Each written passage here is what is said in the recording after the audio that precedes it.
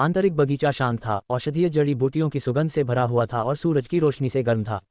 मोहिनी एक फूल के पेड़ के नीचे बैठी थी, सुगंधित चाय का एक कप पीते हुए। उनके बगल में एक नाजुक सितार रखा हुआ था। उनका वस्त्र हल्का नीला था, चांदी की बेल कढ़ाई के साथ छंटनी की गई थी और उनके लंबे काले बाल प्रकाश के नीचे चमकते थे। वह शांत फिर भी परिष्कृत लगती थी, एक चांदनी झील की तरह। जैसे ही पैरों की आवाज करीब आए, उनका सिर थोड़ा झुका, फिर उनकी आंखें चौड़ी हो गईं। उद्धरण चिन्ह डॉट डॉट डॉट। ध्रुव ए। उनकी आवाज आश्चर्य और अविश्वास का मिश्रण थी। अगले ही सेकंड वह पहले ही खड़ी हो गई थी। ध्रुव ए। वह एक कोमल हवा की तरह बगीचे में दौड़ी, फिर एक हवा के बोल्ट की तरह उन्हें तन गले लगाने में ले गई, इससे पहले कि वह इसके लिए भी तैयार हो सकते थे। आर। ध्रुव अपनी माँ के आलिंगन के नीचे लगभग दम घुट गए। तुम फिर से लंबे हो गए हो, लेकिन तुम इतने पतले क्यों हो? क्या तुम अच्छी तरह से नहीं खा रहे हो? वह थोड़ा पीछे झुकी, उनके कंधों को पकड़ लिया क्योंकि उन्होंने तीव्र जांच के साथ उनके चेहरे को स्कैन किया, फिर उनके गाल को चुटकी काटा। इस रंग को देखो, तुम पीले हो। नींद की कमी? क्या तुम फिर से बहुत कड़ी खेती कर रहे हो? ध्रुव के होंठ लाचारी से चटक गए। ईमानदारी से कहूं तो कोई भी बता सकता था कि वह पहले से बेहतर कर रहे थे, खासकर आत्मा गठन क्षेत्र में उनके आरोहण के साथ। और साधकों के रूप में खाना नहीं खाना क्या है, नींद की कमी क्या है, उन चीज़ों ने उन्हें ज़्यादा प्रभावित नहीं किया। यहाँ तक कि अगर कोई सीमा से ऊपर चला गया तो उन समस्याओं को हल करने के लिए गोलियां थीं। वह जानते थे कि उनकी माँ हमेशा की तरह अति प्रतिक्रिया कर रही थी। उद्धरण चिन्ह डॉट डॉट डॉट। माँ, मैं ठीक हूँ। ठीक? तुम इसे ठीक कहते हो? उन्होंने हफ किया, अपने चेहरे से बालों का एक तार ब्रश करते हुए। मैं कसम खाती हूँ, अगर तुमने पिछले साल से वजन का एक भी जिन खो दिया है। अहम। जयंत ने कुछ कदम दूर से थोड़ा अजीब अभिव्यक्ति के साथ अपना गला साफ किया।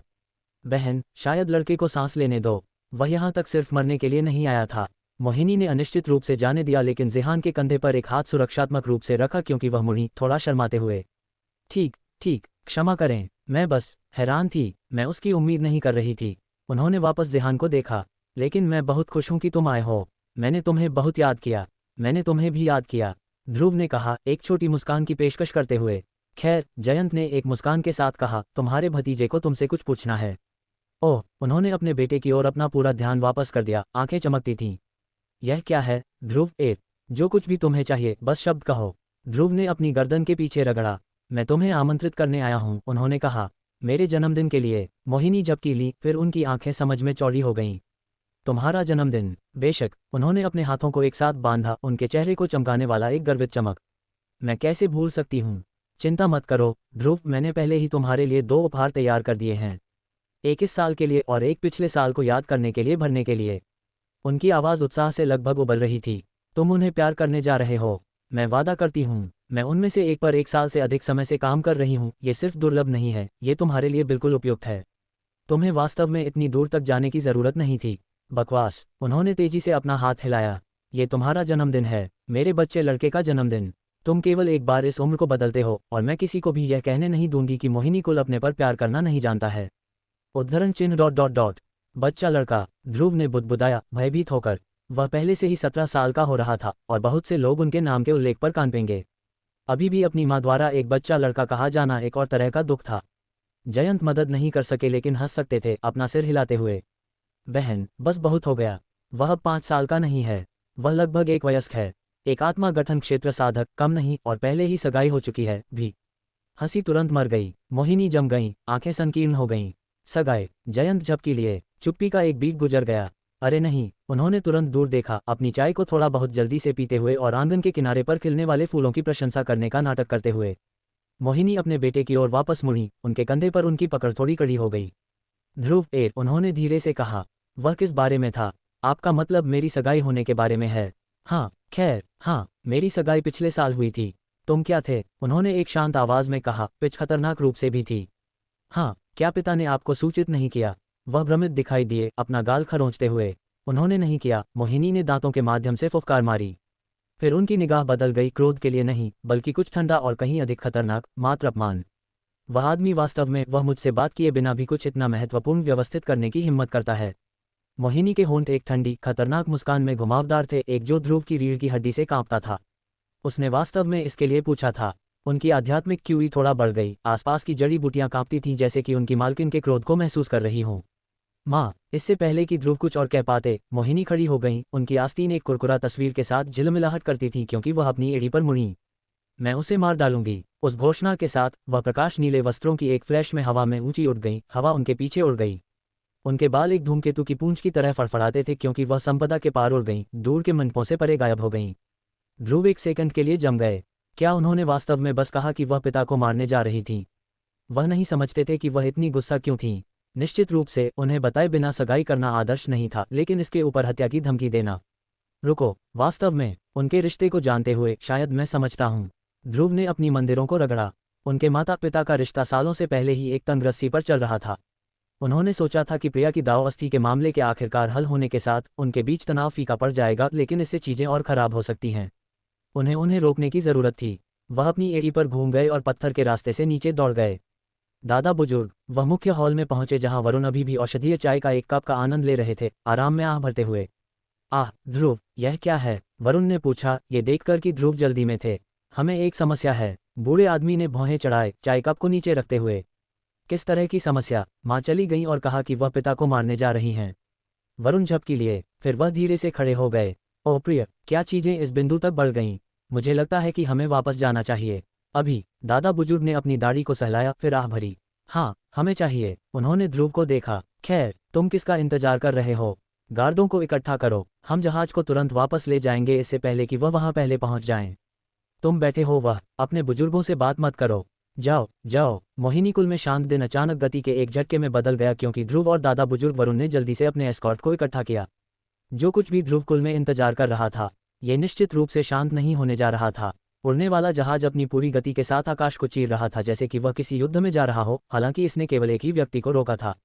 भले ही उड़ने जहाज पूरी गति से जा रहा था, मोहिनी की गति और भी तेज थी, और उनके शून्य शोधन क्षेत्र के साथ उन्हें सिर्फ उड़ने से अपनी क्यूई के कम होने के बारे में चिंता करने की कोई जरूरत नहीं थी। ध्रुव जहाज के सामने खड़े थे, हाथ बंधे हुए थे, भौहें तनी हुई थी क्योंकि वह बादलों के अंतहीन फैलाव को घूर रहे थे। ध्रुव कुल का क्षेत्र अभी भी दूर था, लेकिन हर सेकंड जो उन्होंने बर्बाद किया वह आपदा के एक और कदम के करीब महसूस हुआ। उनके पीछे दादा बुजुर्ग वरुण आलस्य से रेल के खिलाफ झुके हुए थे। उनकी आस्तीन के अंदर हाथ थे, स्थिति को देखते हुए बहुत ज्यादा आराम से लग रहे थे। क्या तुम्हें कुछ नहीं करना चाहिए? ध्रुव ने पूछा, आखिरकार चुप्पी तोड़ते हुए।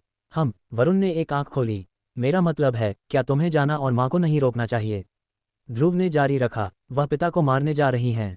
ये कुछ ऐसा लगता है जिसमें एक दादा बुजुर्ग को शामिल होना चाहिए। वरुण ने आह भरी, अपनी दाढ़ी को सहलाते हुए। भले ही मैं उन्हें अस्थायी रूप से रोक दूं तो क्या? वह अभी भी गुस्सा होंगी। मुद्दा अभी भी वहां होगा। टकराव में देरी करने से संघर्ष दूर नहीं होता, ये बस इसे बाद में विस्फोट करता है। उन्हें इसे खुद हल करने देना बेहतर है। ध्रुव ने उन्हें घूरा। यही तुम्हारा बहाना है? बहाना? ये ज्ञान है बेटे। वरुण मुस्कुराए। ध्रुव ने एक लंबी सांस छोड़ी और दूर देखा। लेकिन भले ही उन्होंने शिकायत की, वह जानते थे कि दादा बुजुर्ग की बात में दम था। वह भी शामिल नहीं होते अगर पूरा गड़बड़ उनके आसपास नहीं घूमता था। उन्होंने निराशा में अपने बालों में एक हाथ फेरा। लानत है, माँ फिर से तेज हो रही हैं। मोहिनीकुल से ध्रुव कुल लौटने में एक चौथाई से भी कम समय लगा जो दूसरी तरफ यात्रा करने में लगा था। और कारण स्पष्ट था। मोहिनी गुस्से से उड़ रही थी, आकाश के माध्यम से धधक रही थी। उनकी आध्यात्मिक आभा एक उग्र तूफान की तरह बादलों में घूम रही थी। वह जल्द ही ध्रुव कुल संपदा के फाटकों पर पहुंच गईं, जो शक्तिशाली साधकों द्वारा भारी रूप से रक्षित थे। पहले तो कुछ गार्डों ने सहज रूप से मान लिया कि यह एक हमला था और उन्हें रोकने की तैयारी की। लेकिन जैसे ही उन्होंने पहचाना कि यह कौन था, मोहिनी, वे जल्दी से जम गए। कुल नेता की पत्नी और उच्च पद की किसी व्यक्ति के रूप में उनमें से किसी ने भी उनके रास्ते को अवरुद्ध करने की हिम्मत नहीं की, खासकर जब वह इतनी गुस्सा थीं। 6 ध्रुव ने नाराजगी में अपनी जीभ को क्लिक किया, गार्डों को डरपोक से एक तरफ हटते हुए देखते हुए। वह उनकी झिझक को समझते थे, लेकिन फिर भी इसे दयनीय पाया। हालांकि सच कहा जाए, वह शायद उनके जूतों में भी ऐसा ही करते थे। मैं उनके पीछे जा रहा हूं, ध्रुव ने घोषणा की, उड़ने वाले जहाज से कूदते हुए और सीधे अपने पिता के अध्ययन कक्ष के लिए जाते हुए। ध्रुव कुल के अंदर राम का अध्ययन कक्ष। धमाका। कुल नेता के अध्ययन कक्ष के भारी दोहरे दरवाजे विस्फोट के साथ खुले, एक बहरा करने वाली टक्कर के साथ दीवारों के खिलाफ झूलते हुए। आध्यात्मिक दबाव की एक झटके के रूप में लकड़ी के टुकड़े फर्श पर बिखर गए थे, जो गलियारों में बाढ़ आ गई थी। राम अपनी जैद जड़ी हुई मेज के पीछे बैठे थे, तुरंत अपने पैरों पर उठ खड़े हुए। वह शांत रूप से कुल रिकॉर्ड की समीक्षा कर रहे थे, लेकिन अब उनकी आंखें संकीर्ण हो गईं, तेज और सतर्क। कौन हिम्मत करता है? उनके शब्द कट गए क्योंकि उन्होंने बर्बाद दरवाजे में खड़ी आकृति को पहचाना। मोहिनी ने उन्हें अभिवादन नहीं बख्शा। राम, उनकी आवाज़ गरज की तरह गरजी। एक फ्लैश में उन्होंने कमरे को पार किया और उन्हें अपने वस्त्रों के कॉलर से पकड़ लिया, उन्हें इतने बल के साथ आगे खींच लिया कि वह लगभग मेज पर गिर गए। तुम क्या कर रहे हो? राम चौंक गए, अचंभित थे। महान आरोहण क्षेत्र में एक साधक के रूप में भी वह पूरी तरह से अप्रत्याशित रूप से पकड़े गए थे। उनकी पत्नी भले ही अभी भी शून्य शोधन क्षेत्र में थी, स्पष्ट रूप से तोड़कर एक कदम दूर थी, और उनकी ताकत ने इसे दिखाया। उन्होंने उन्हें घूरा, अचंभित थे। यहाँ तक कि जब उन्होंने प्रिया की दाव अस्थि को ध्रुव को देने के लिए लिया था, तब भी उन्होंने ऐसी प्रतिक्रिया नहीं दी थी। उनका दिल डूब गया। ध्रुव ने इस बार क्या किया? बेशक यह उनका अनुमान था कि उनकी पत्नी कितनी गुस्सा थी। उनका बेटा हाल ही में बड़ा हो गया था, लेकिन क्या उसने इतनी गंभीर कोई चीज़ पैदा कर दी थी कि मोहिनी को पूरे क्रोध में साम्राज्य के पार उड़ना पड़ा? रुको मोहिनी, शांत हो जाओ, बस मुझे बताओ कि क्या हुआ। तुम हिम्मत करते हो पूछने की क्या हुआ? उन्होंने चिल्लाया। उनका आध्यात्मिक दबाव फिर से भड़क उठा। दीवारें तनाव से चरमरा गईं। राम का दिमाग दौड़ गया। क्या किसी ने मोहिनी कुल पर हमला किया? नहीं। उन्होंने उन्हें फिर से हिलाया। तो क्या ध्रुव ने कुछ आपदा पैदा की? नहीं। तो स्वर्ग में क्या? तुमने मेरी पीठ के पीछे हमारे बेटे की सगाई की व्यवस्था की? उद्धरण चिन्ह डॉट डॉट डॉट उद्धरण चिन्ह। चुप्पी, पूरी तरह से चुप्पी। राम जम गए। मोहिनी की पकड़ कड़ी हो गई। मेरे कारण थे, राम ने सावधानी से जवाब दिया। ओह कृपया प्रार्थना करो और बताओ, उन्होंने कहा, व्यंग्य से टपकता हुआ स्वर। उन्होंने अपना गला साफ किया। सबसे पहले, तुम जानती हो कि उत्तराधिकारी के रूप में ध्रुव की स्थिति हमेशा अस्थिर रही है।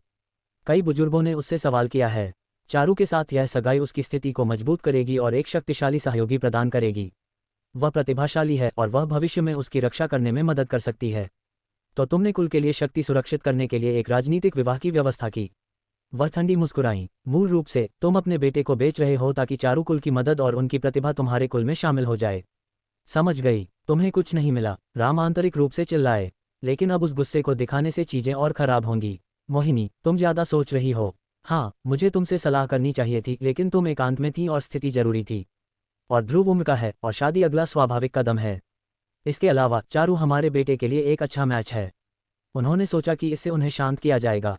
वह गलत थे। उनकी अभिव्यक्ति और गहरी हो गई। राम, क्या तुम वास्तव में सोचते हो कि मैं गुस्सा हूं क्योंकि तुमने मुझे सूचित नहीं किया? उद्धरण चिन्ह डॉट डॉट डॉट। क्या वह नहीं है? राम ने पूछा, अब ईमानदारी से भ्रमित होकर। उन्होंने धीरे से सिर हिलाया। तो क्यों? उन्होंने भ्रमित होकर पूछा। यह इसलिए है क्योंकि मैंने पहले ही हमारे बेटे का हाथ किसी और से वादा किया था।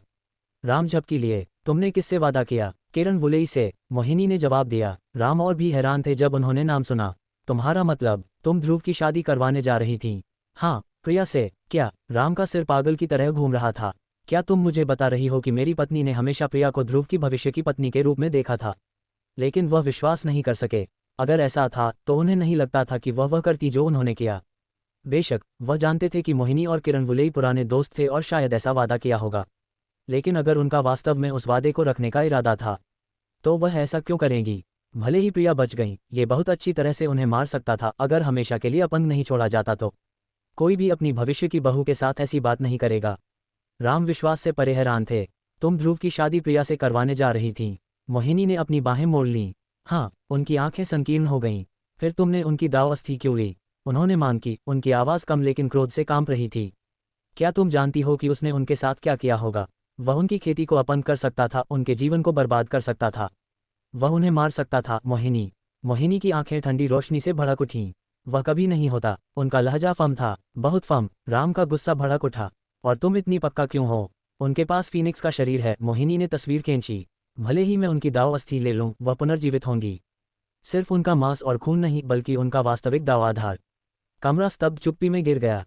राम जगह पर जम गए। मुंह थोड़ा खुला था, जवाब देने में असमर्थ थे। उद्धरण चिन्ह डॉट डॉट डॉट। फीनिक्स का शरीर। मोहिनी ने सिर हिलाया। उनकी अभिव्यक्ति गहरी लेकिन अविचलित थी। हाँ, तुम पूरी तरह से निश्चित हो?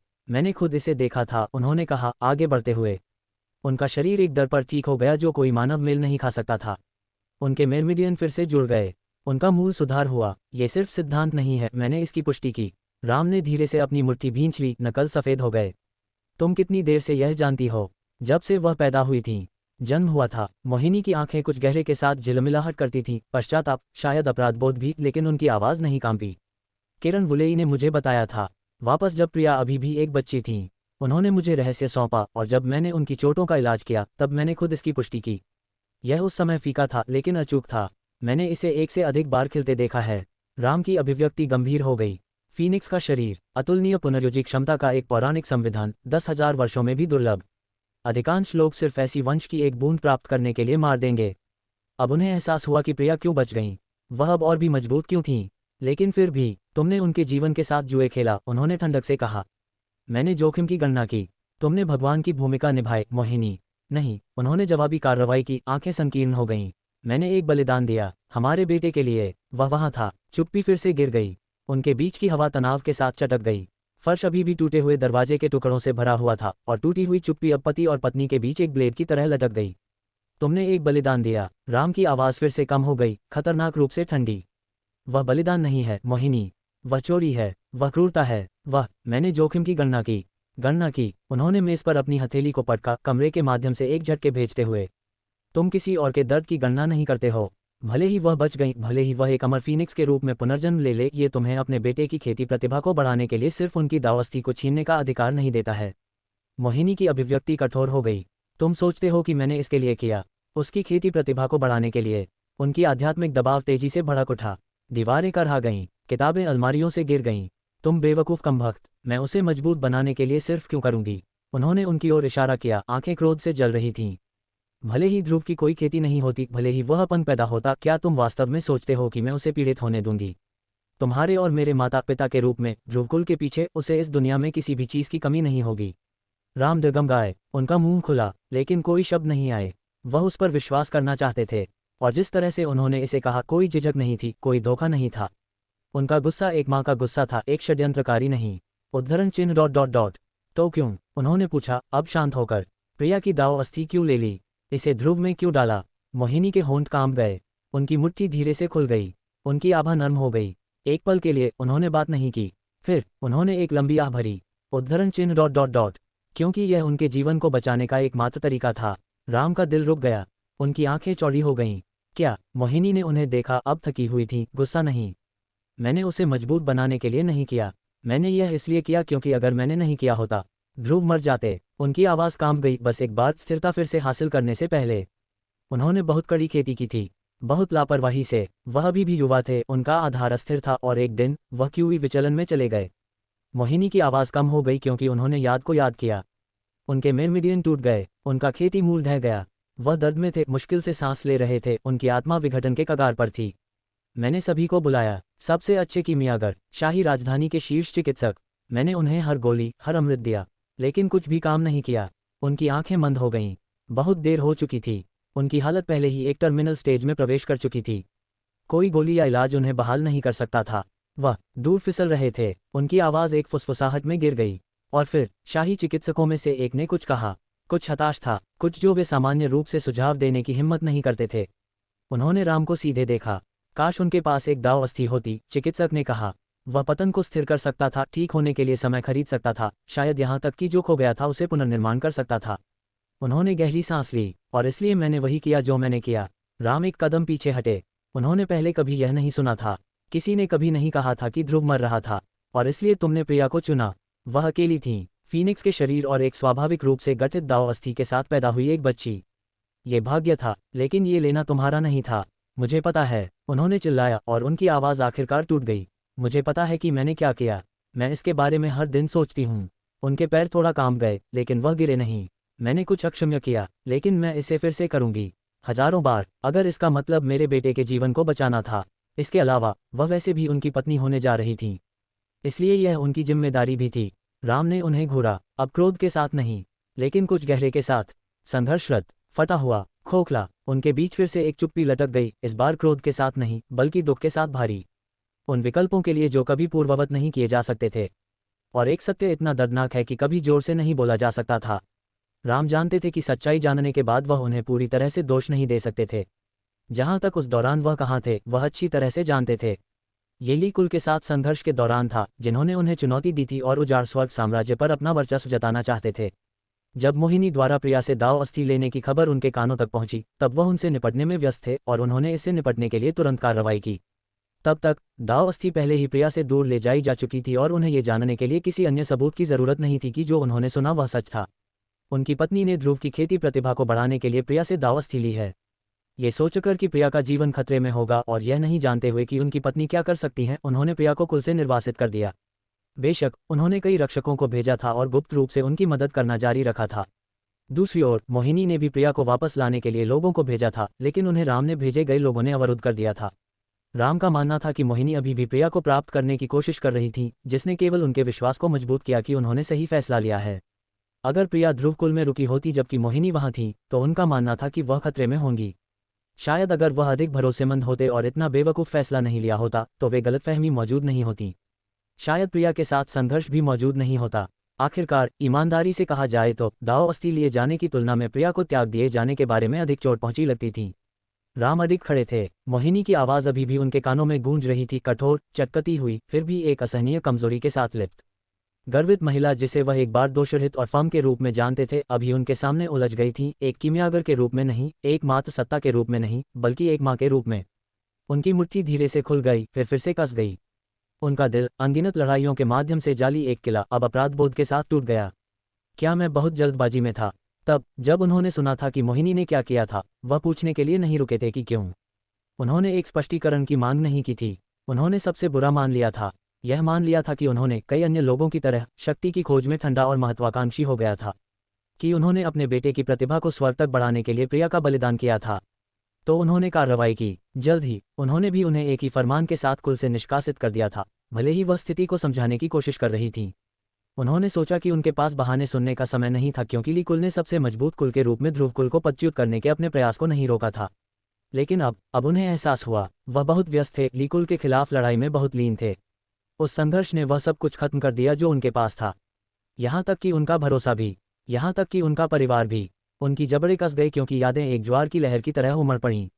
मोहिनी की अनुपस्थिति, ध्रुव की कमजोर स्थिति तब वापस आए। प्रिया को निर्वासित किए जाने के बाद ध्रुवकुल हॉल को भरने वाला खालीपन, सब कुछ वहां शुरू हुआ था। और शायद, बस शायद, उन्होंने उस त्रासदी में एक बड़ी भूमिका निभाई थी जितना उन्होंने स्वीकार करने की हिम्मत की थी। मैं, राम की आवाज़ भरी हुई थी। मोहिनी, जिन्होंने अपना चेहरा दूर कर लिया था, धीरे से उन्हें वापस देखा। मुझे नहीं पता था, उन्होंने चुपचाप कहा। मैंने जानने की कोशिश भी नहीं की। उन्होंने कुछ नहीं कहा, लेकिन उनकी उंगलियां उनके किनारों पर घुमावदार थीं। मैं कुल की रक्षा करने पर बहुत केंद्रित था, भले ही वह एक बहाना हो सकता है। मैंने सच्चाई नहीं देखी, मैंने तुम्हें नहीं देखा। उनके कंधे झुक गए। गर्वित, अदम्य मुखिया उस पल में बुजुर्ग लगते थे। मैंने सोचा था कि तुम बदल गई हो, उन्होंने बुदबुदाया। कि तुम खेती की क्षमता के लिए एक निर्दोष बच्चे का बलिदान करने को तैयार थीं। कि तुमने अपना दिल खो दिया था। उन्होंने उनकी निगाह से मुलाकात की और अब इसमें कोई आग नहीं थी, केवल पश्चाताप। मुझे माफ़ कर दो मोहिनी। मोहिनी के होंठ कांप गए। माफ़ी मांगने की ज़रूरत नहीं है, ये कुछ भी पूर्ववत नहीं करता जो तुमने या मैंने किया। मोहिनी जानती थी कि उन्होंने भी चीज़ों को अच्छी तरह से नहीं संभाला था, और जबकि वह इसे आपातकाल और निराशा के मामले के रूप में बहाना कर सकती थी, वह भी वास्तव में उनके कार्यों को न्यायोचित नहीं ठहरा सकता था। फिर भी इसका मतलब यह नहीं था कि वह राम पर गुस्सा नहीं थी, उन्हें समझाने का मौका कभी नहीं देने के लिए।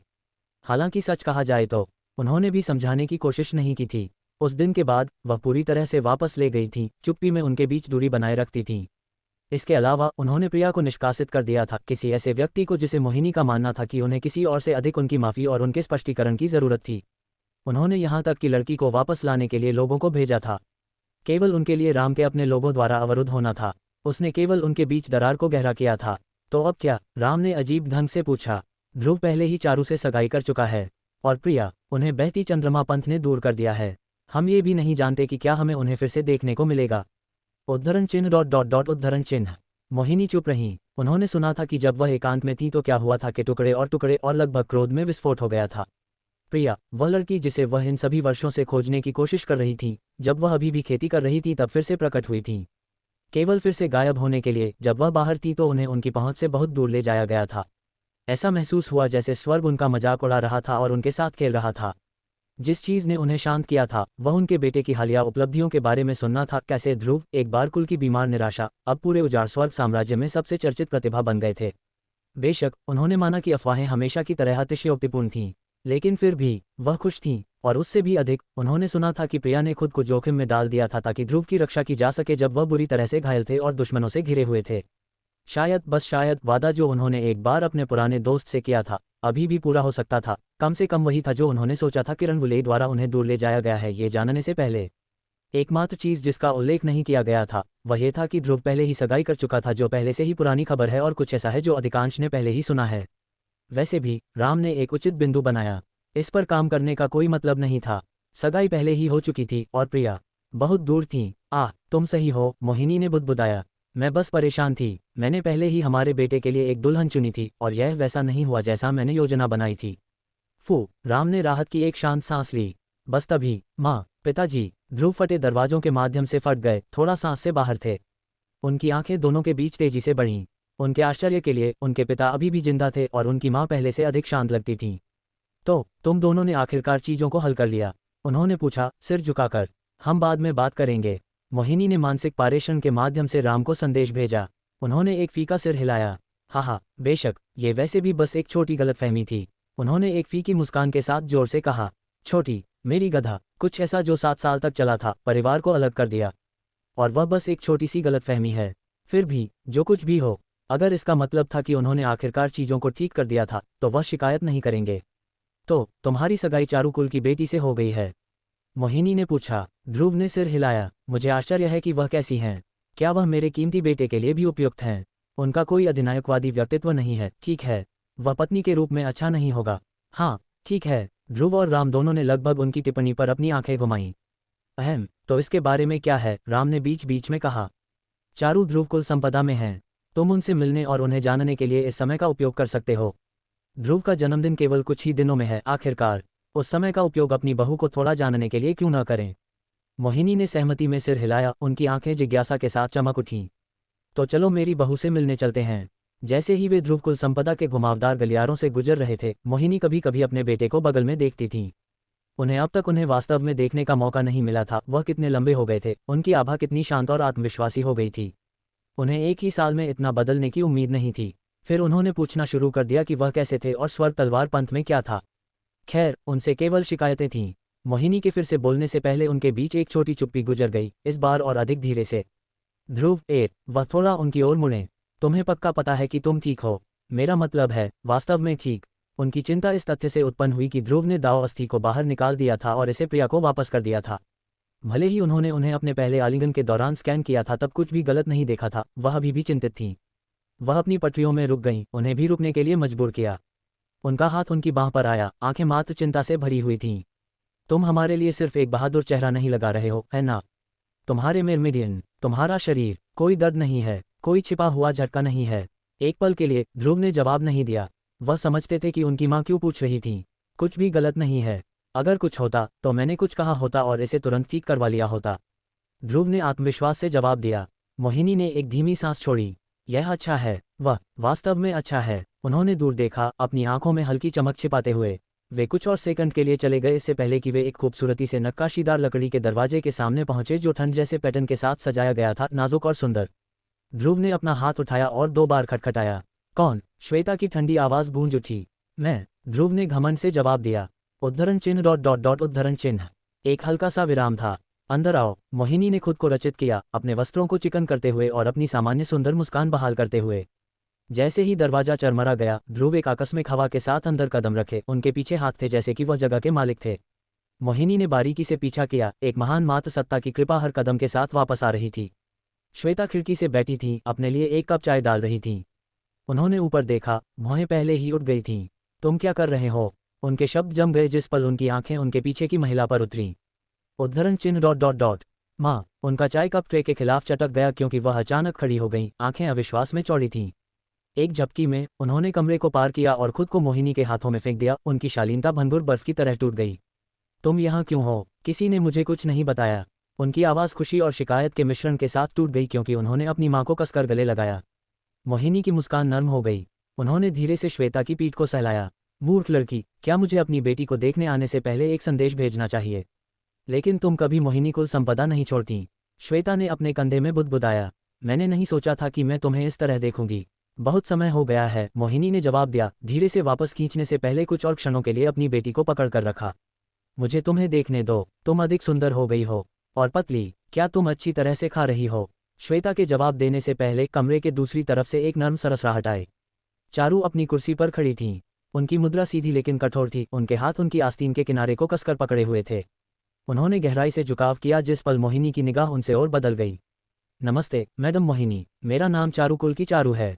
मैं आपकी बेटी की दोस्त और ध्रुव की मंगेतर हूँ। उनकी आवाज़ कोमल थी लेकिन घबराहट चुप थी। उन्होंने मोहिनी की आंखों से ज़्यादा देर तक मिलने की हिम्मत नहीं की और उनके हाथ थोड़ा कांप गए क्योंकि वह सीधी हो गईं। उन्होंने इस तरह मोहिनी से मिलने की उम्मीद नहीं की थी और स्थिति की अचानकता के कारण घबरा गईं। मोहिनी ने एक नाजुक भौंहा उठाया, उनके सामने की लड़की का अवलोकन किया। तो यह वह लड़की है? वह थी उम्मीद से पुरानी और कहीं अधिक आरक्षित, लेकिन उनके व्यवहार में एक अनकहा अनुग्रह था। उनकी सुंदरता भी काफी ऊंची थी, उनके बेटे की पत्नी के लिए स्वीकार्य थी। मोहिनी ने एक सांस के लिए बहुत देर तक चुप्पी में उनका अध्ययन किया।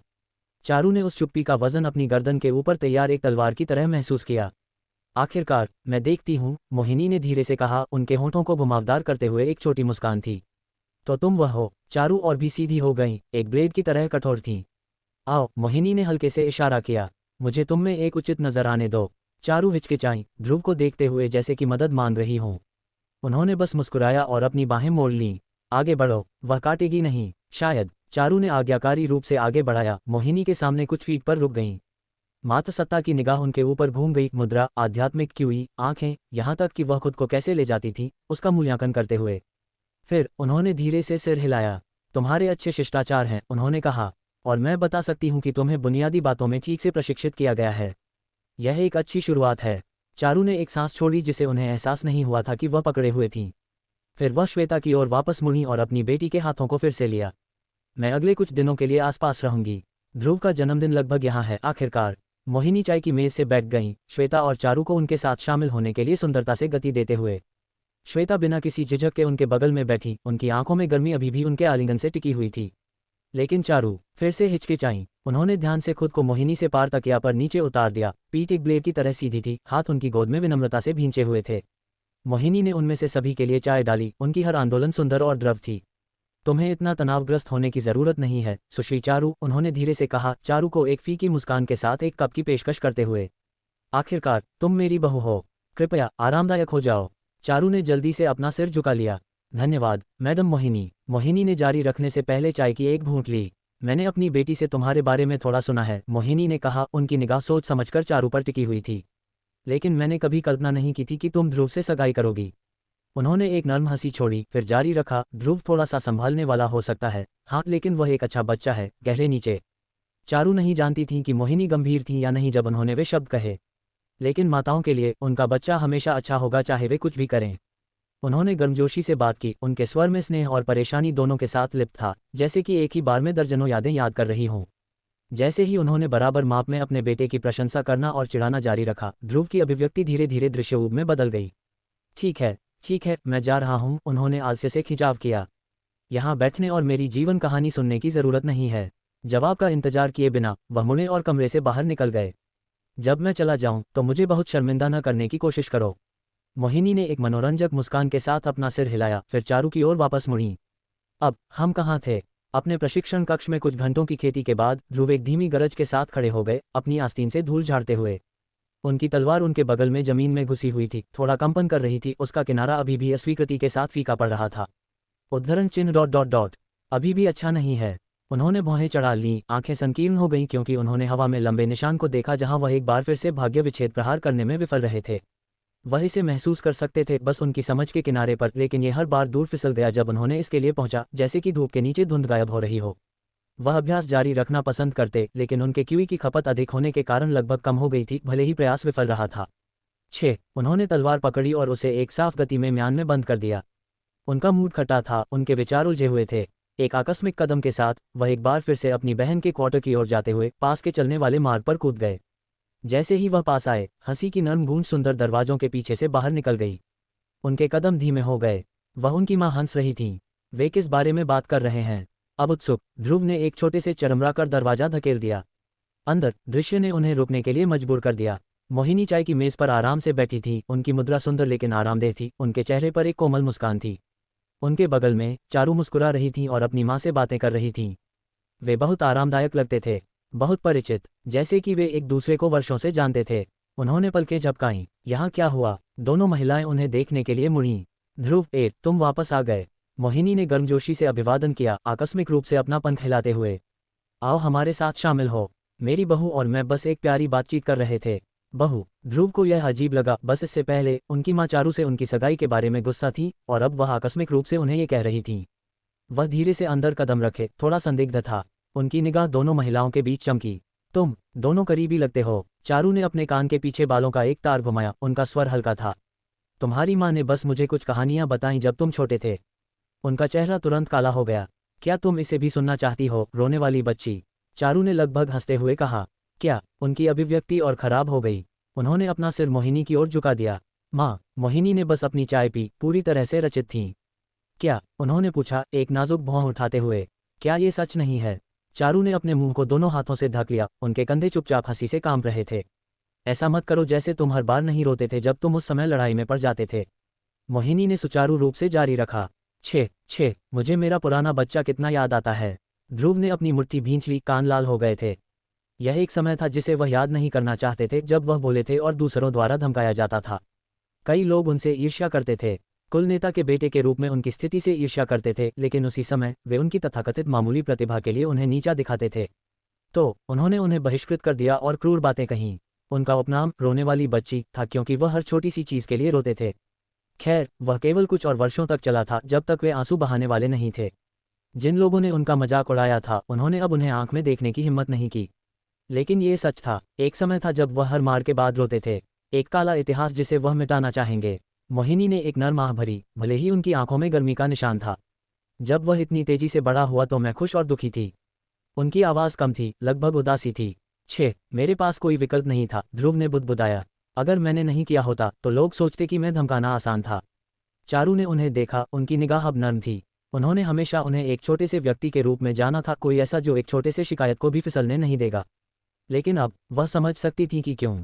उन्होंने माना था कि वह एक परेशानी पैदा करने वाला था, जैसे कि प्रिया ने उन्हें वर्णन किया था, कोई आलसी और घमंडी था।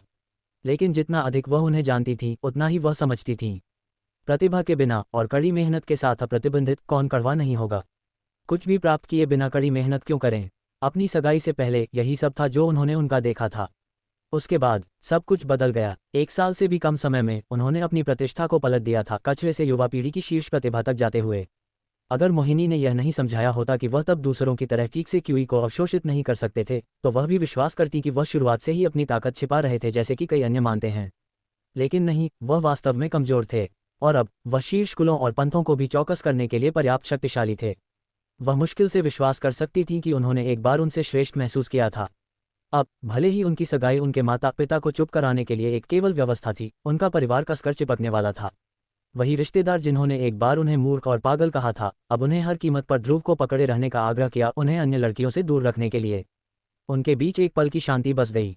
फिर मोहिनी ने एक मुस्कान के साथ एक बार अपने हाथों को ताली बजाई। ठीक है, पर्याप्त याद करना। ध्रुव, जाओ और धो लो, कल तुम्हारा बड़ा दिन है। उद्धरण चिन्ह डॉट डॉट डॉट। ठीक है, उन्होंने खड़े होकर बुदबुदाया। समारोह, ध्रुव का जन्मदिन। ध्रुव कुल की संपदा उत्सव के साथ रोशन थी। चमकीले लालटेन हवा में तैरते थे, मुख्य आंगन पर सुनहरी रंग डालते थे। परिष्कृत वीणा धुनें धीरे से गूंजती थीं, जबकि सुगंधित धूप आकाश में घुमावदार थी। दर्जनों नौकर अभ्यास की कृपा के साथ चलते थे, आने वाले मेहमानों को उनकी सीटों पर मार्गदर्शन करते थे। ये सिर्फ एक जन्मदिन नहीं था, ये ध्रुव की स्थिति, ताकत और भविष्य की एक घोषणा थी। उजाड़ स्वर्ग साम्राज्य से उच्च स्थिति वाले आंकड़ों को आमंत्रित किया गया था। कुल नेता, पंत, बुजुर्ग, रईसों, यहाँ तक कि शाही दरबार से दूत भी। रिसेप्शन के सबसे आगे औपचारिक समारोह वस्त्रों में सजे हुए राम खड़े थे। उनके बगल में मोहिनी खड़ी थी, सुंदर रेशम में चमकती थी, उनकी सुंदरता कालहीन थी। उनकी उपस्थिति ने कई लोगों को हैरान कर दिया। हर कोई जानता था कि राम के साथ उनका संबंध लंबे समय से तनावपूर्ण था। कुछ लोगों ने मोहिनी और ध्रुव कुलों के बीच गठबंधन को तोड़ने के लिए उस दरार का उपयोग करने की भी कोशिश की थी, जाहिर है वे विफल रहे। उन्होंने नहीं सोचा था कि वह भी दिखाई देंगी, भले ही यह उनके बेटे का जन्मदिन था, तो जैसा कि उम्मीद थी। फिर युवा स्वामी के लिए रास्ता बनाओ। सभी सिर मुड़ गए। ध्रुव कदमों के शीर्ष पर दिखाई दिए, सोने के ड्रैगन के साथ कढ़ाई किए गए काले समारोह वस्त्रों में सजे हुए, एक तलवार उनकी पीठ पर बंधी हुई थी। उनकी निगाह शांत थी, मुद्रा गर्वित। उनके पीछे थोड़ा चलते हुए एक बहने वाले बैंगनी गाउन में सजी हुई चारू थी। उन्होंने कुछ फुसफुसाहटों से अधिक खींचा। क्या वह मंगेतर है? चारू कुल की बेटी, उजाड़ स्वर्ग साम्राज्य की शीर्ष सुंदरियों में से एक। एकदम सही जोड़ी, केवल उनके जैसी कोई व्यक्ति ही ध्रुव के योग्य है। Dot dot dot. ध्रुव ने फुसफुसाहटों को नजरअंदाज कर दिया। उनकी आंखें भीड़ में बढ़ गईं। चारू के माता पिता आए थे, जैसा कि उम्मीद थी। मास्टर शांत ने भी किया था। और एकत्रित भीड़ के बीच 2 अप्रत्याशित चेहरे सामने आए, राजकुमारी युवा शांति और राजकुमार युवा लेख। ध्रुव ने नहीं सोचा था कि उनका जन्मदिन रॉयल्स की उपस्थिति की गारंटी देता है, लेकिन वह भूले नहीं थे। वे यहाँ एक रिश्ता बनाने के लिए थे, कृपा हासिल करने के लिए, शायद यहाँ तक कि उनके समर्थन को अर्जित करने के लिए, और ध्रुव कुल का भी। प्राचीन खंडहरों में जो कुछ उन्होंने देखा था, उसे देखते हुए उनके उद्देश्यों का अनुमान लगाना मुश्किल नहीं था। लेकिन उन्हें परवाह नहीं थी। उनके शीर्षक उनके बारे में एकमात्र प्रभावशाली चीजें थीं। कम से कम यही सब था जो उन्होंने अब तक देखा था। ध्रुव आगे बढ़े। अगली चाल उनकी थी, और इस तरह की दुनिया में एक जन्मदिन कभी भी सिर्फ एक उत्सव नहीं था। जिटर के नर्म राग थोड़ा फीके पड़ गए क्योंकि ध्रुव सीढ़ियों से उतर गए। हर पैर स्थिर था। ध्रुव कुल के भव्य आंगन के पॉलिश किए गए सफेद जेड फर्श के खिलाफ गूंज रहा था। सैकड़ों आंखों ने उनका पीछा किया। कुछ लोगों के लिए वह ध्रुव कुल के बढ़ते ड्रैगन थे, शानदार, आशाजनक और अछूत। दूसरों के लिए वह एक खतरा थे, और कुछ के लिए वह दोनों थे। स्वागत है, युवा स्वामी। एक ध्रुव कुल के बुजुर्ग ने एक चौड़ी मुस्कान के साथ झुकाव किया, आधिकारिक समारोह की शुरुआत का संकेत देते हुए। एकत्रित भीड़ सम्मानपूर्वक खड़ी हो गई क्योंकि ध्रुव सैकड़ों की निगाह के नीचे आगे बढ़े। उनकी चाल आत्मविश्वासी थी, फिर भी रचित थी, अशांत, लेकिन हर कदम के साथ ध्यान आकर्षित करती थी। जैसा कि उनकी सगाई समारोह था, इसके विपरीत यहाँ कोई भी अनादरपूर्ण नहीं था या उन्हें नीचा नहीं देखता था। उनकी प्रतिष्ठा उस समय से पूरी तरह से अलग थी। मेहमानों का अभिवादन करने से पहले ध्रुव केंद्रीय मंच पर चले गए, जहां उनके माता पिता इंतजार कर रहे थे। राम, सीधे और हमेशा की तरह प्रभावशाली, फीका सिर हिलाया। ध्रुव उन्होंने कहा, आवाज गहरी और स्थिर थी। जन्मदिन मुबारक। मोहिनी धीरे से मुस्कुराई, उनकी आंखें गर्व के साथ चमक रही थीं। जन्मदिन मुबारक हो मेरे बेटे, उन्होंने गर्मजोशी से कहा। ये साल तुम्हें स्पष्टता और ताकत लाए। ध्रुव ने सम्मानपूर्वक अपना सिर झुका लिया। धन्यवाद पिताजी, माँ। उनका आशीर्वाद प्राप्त करने के बाद वह मुड़ गए, लालटेन प्रकाशित आकाश के नीचे एकत्रित मेहमानों के सागर का सामना करने के लिए कदम रखे। ध्रुव कुल के युवा स्वामी ने सम्मानित मेहमानों के सागर को देखा। उनकी अभिव्यक्ति संतुलित और अपठनीय थी। चमकदार लालटेन प्रकाश ने उनके परिधान की सोने की कढ़ाई से फीका पड़ जाता था, उन्हें एक फीकी दिव्य आभा देता था। एक विराम के बाद उन्होंने थोड़ा झुकाव किया, अभिवादन में उनके सामने हाथ बंद थे। मैं आप सभी को आज आने के लिए धन्यवाद देता हूँ। उनकी आवाज़ स्पष्ट और शांत आंगन में आश्चर्यजनक वजन के साथ पहुंची। आपकी उपस्थिति न केवल मुझे बल्कि पूरे ध्रुव कुल को सम्मानित करती है। वह हल्का सा मुस्कुराए, उनकी निगाह परिचित और अपरिचित चेहरों पर बढ़ गई। कुल बुजुर्ग, सहयोगी पंथ प्रतिनिधि, पड़ोसी क्षेत्रों के रईसों और पूरे साम्राज्य से प्रतिभाशाली जूनियर। मुझे खुशी है कि मैं दोस्तों, परिवार और सम्मानित मेहमानों से घिरे इस दिन को मनाता हूँ। भीड़ के माध्यम से कुछ विनम्र सिर हिलाना और अनुमोदन की फुसफुसाहट गुजर गई। मुझे उम्मीद है कि आज का उत्सव आपको खुशी, हंसी और आराम करने का मौका लाएगा, भले ही थोड़ी देर के लिए हो। उन्होंने हल्के से एक हाथ उठाया, पृष्ठभूमि में हलचल शुरू होने वाले तैयार भोज और प्रदर्शनों की ओर इशारा करते हुए। कृपया खुद का आनंद लें। जैसे ही तालियां शुरू हुई, सम्मानजनक, सराहनीय और गरिमापूर्ण, ध्रुव सामने से पीछे हट गए। उत्सव आधिकारिक रूप से शुरू हो गया था। तुरंत बाद उनके माता पिता उनके पास पहुंचे। ध्रुव राम ने कहा, अपनी स्थानिक अंगूठी में पहुंचते हुए। ये परिधान आकाश बुनाई रेशम से बना है, जो आग और ब्लेड दोनों के लिए प्रतिरोधी है। इसे व्यक्तिगत रूप से तुम्हारे अनुरूप परिष्कृत किया गया है। उन्होंने सुनहरे बादलों के साथ खड़ा और सुरक्षात्मक रून्स के साथ कढ़ाई किए गए सफेद परिधान को सौंप दिया। राम ने शुरुआत में अपने बेटे को एक पृथ्वी ग्रेड कलाकृति उपहार देने की योजना बनाई थी, लेकिन ध्रुव द्वारा उन्हें एक संत ग्रेड तलवार देने के बाद उन्होंने सोचा कि वह बस एक बर्बादी होगी। इसके अलावा उन्होंने उन्हें एक स्वर्ग ग्रेड तलवार चलाते हुए भी देखा था, इसलिए वह जानते थे कि भले ही वह अपनी सबसे कीमती कलाकृति पाते, शायद वह भी ध्रुव के लिए पर्याप्त नहीं होगा। इसलिए कुछ ऐसा देने के बजाय जो वह उपयोग नहीं कर सकते थे या एक प्रबंधक कलाकृति, उन्होंने कपड़ों के साथ जाने का फैसला किया। बेशक ये किसी भी तरह से एक सस्ता उपहार नहीं था। सबसे कीमती और महंगे सामग्री के साथ बनाया गया, शायद यह एक परिधान एक छोटे से शहर से राजस्व के बराबर था। कोई यह भी तर्क दे सकता है कि यह उजाड़ स्वर्ग साम्राज्य में सबसे महंगा परिधान था। ध्रुव ने सम्मानपूर्वक दोनों हाथों से इसे स्वीकार किया। धन्यवाद पिताजी। फिर मोहिनी आगे बढ़ीं। उन्होंने तेजस्वी शिलालेखों के साथ सील किया गया एक क्रिस्टल बॉक्स रखा। मैंने इसे विशेष रूप से तुम्हारे लिए परिष्कृत किया था, उन्होंने धीरे से कहा। यह एक शीर्ष ग्रेड 6ठी स्तरीय वंश नींव गोली है। ये तुम्हारी जड़ों को मजबूत करेगा और तुम्हारे वंश को स्थिर करने में मदद करेगा। जैसे ही बॉक्स ध्रुव को सौंपा गया, भीड़ श्रव्य रूप से हिल गई। एक शीर्ष ग्रेड 6ठी स्तरीय गोली, वंश नींव गोली। क्या ये सुपर दुर्लभ और कीमती सामग्री के साथ नहीं बनाया गया है? कहा जाता है कि इसका मूल्य एक शहर के बराबर है। विश्वास नहीं कर सकते कि ध्रुव को यह एक उपहार के रूप में मिल रहा है। खैर, यह आखिरकार उनकी माँ है, लेकिन लानत है, मुझे ईर्ष्या है। वह पहले से ही इतना प्रतिभाशाली है, उसे ऐसी गोली की जरूरत क्यों है? ... वातावरण बदल गया क्योंकि ईर्ष्या और प्रशंसा देखने वाले खेतीहरों के माध्यम से फैल गई। ध्रुव ने फिर से झुकाव किया। धन्यवाद माँ। लेकिन मोहिनी नहीं हुई थी। एक नर्म मुस्कान ने अपने होठों को घुमाया क्योंकि उन्होंने उसे एक शांत कोमलता के साथ देखा जो शायद ही कभी उनके आमतौर पर रचित चेहरे पर दिखाई देता था।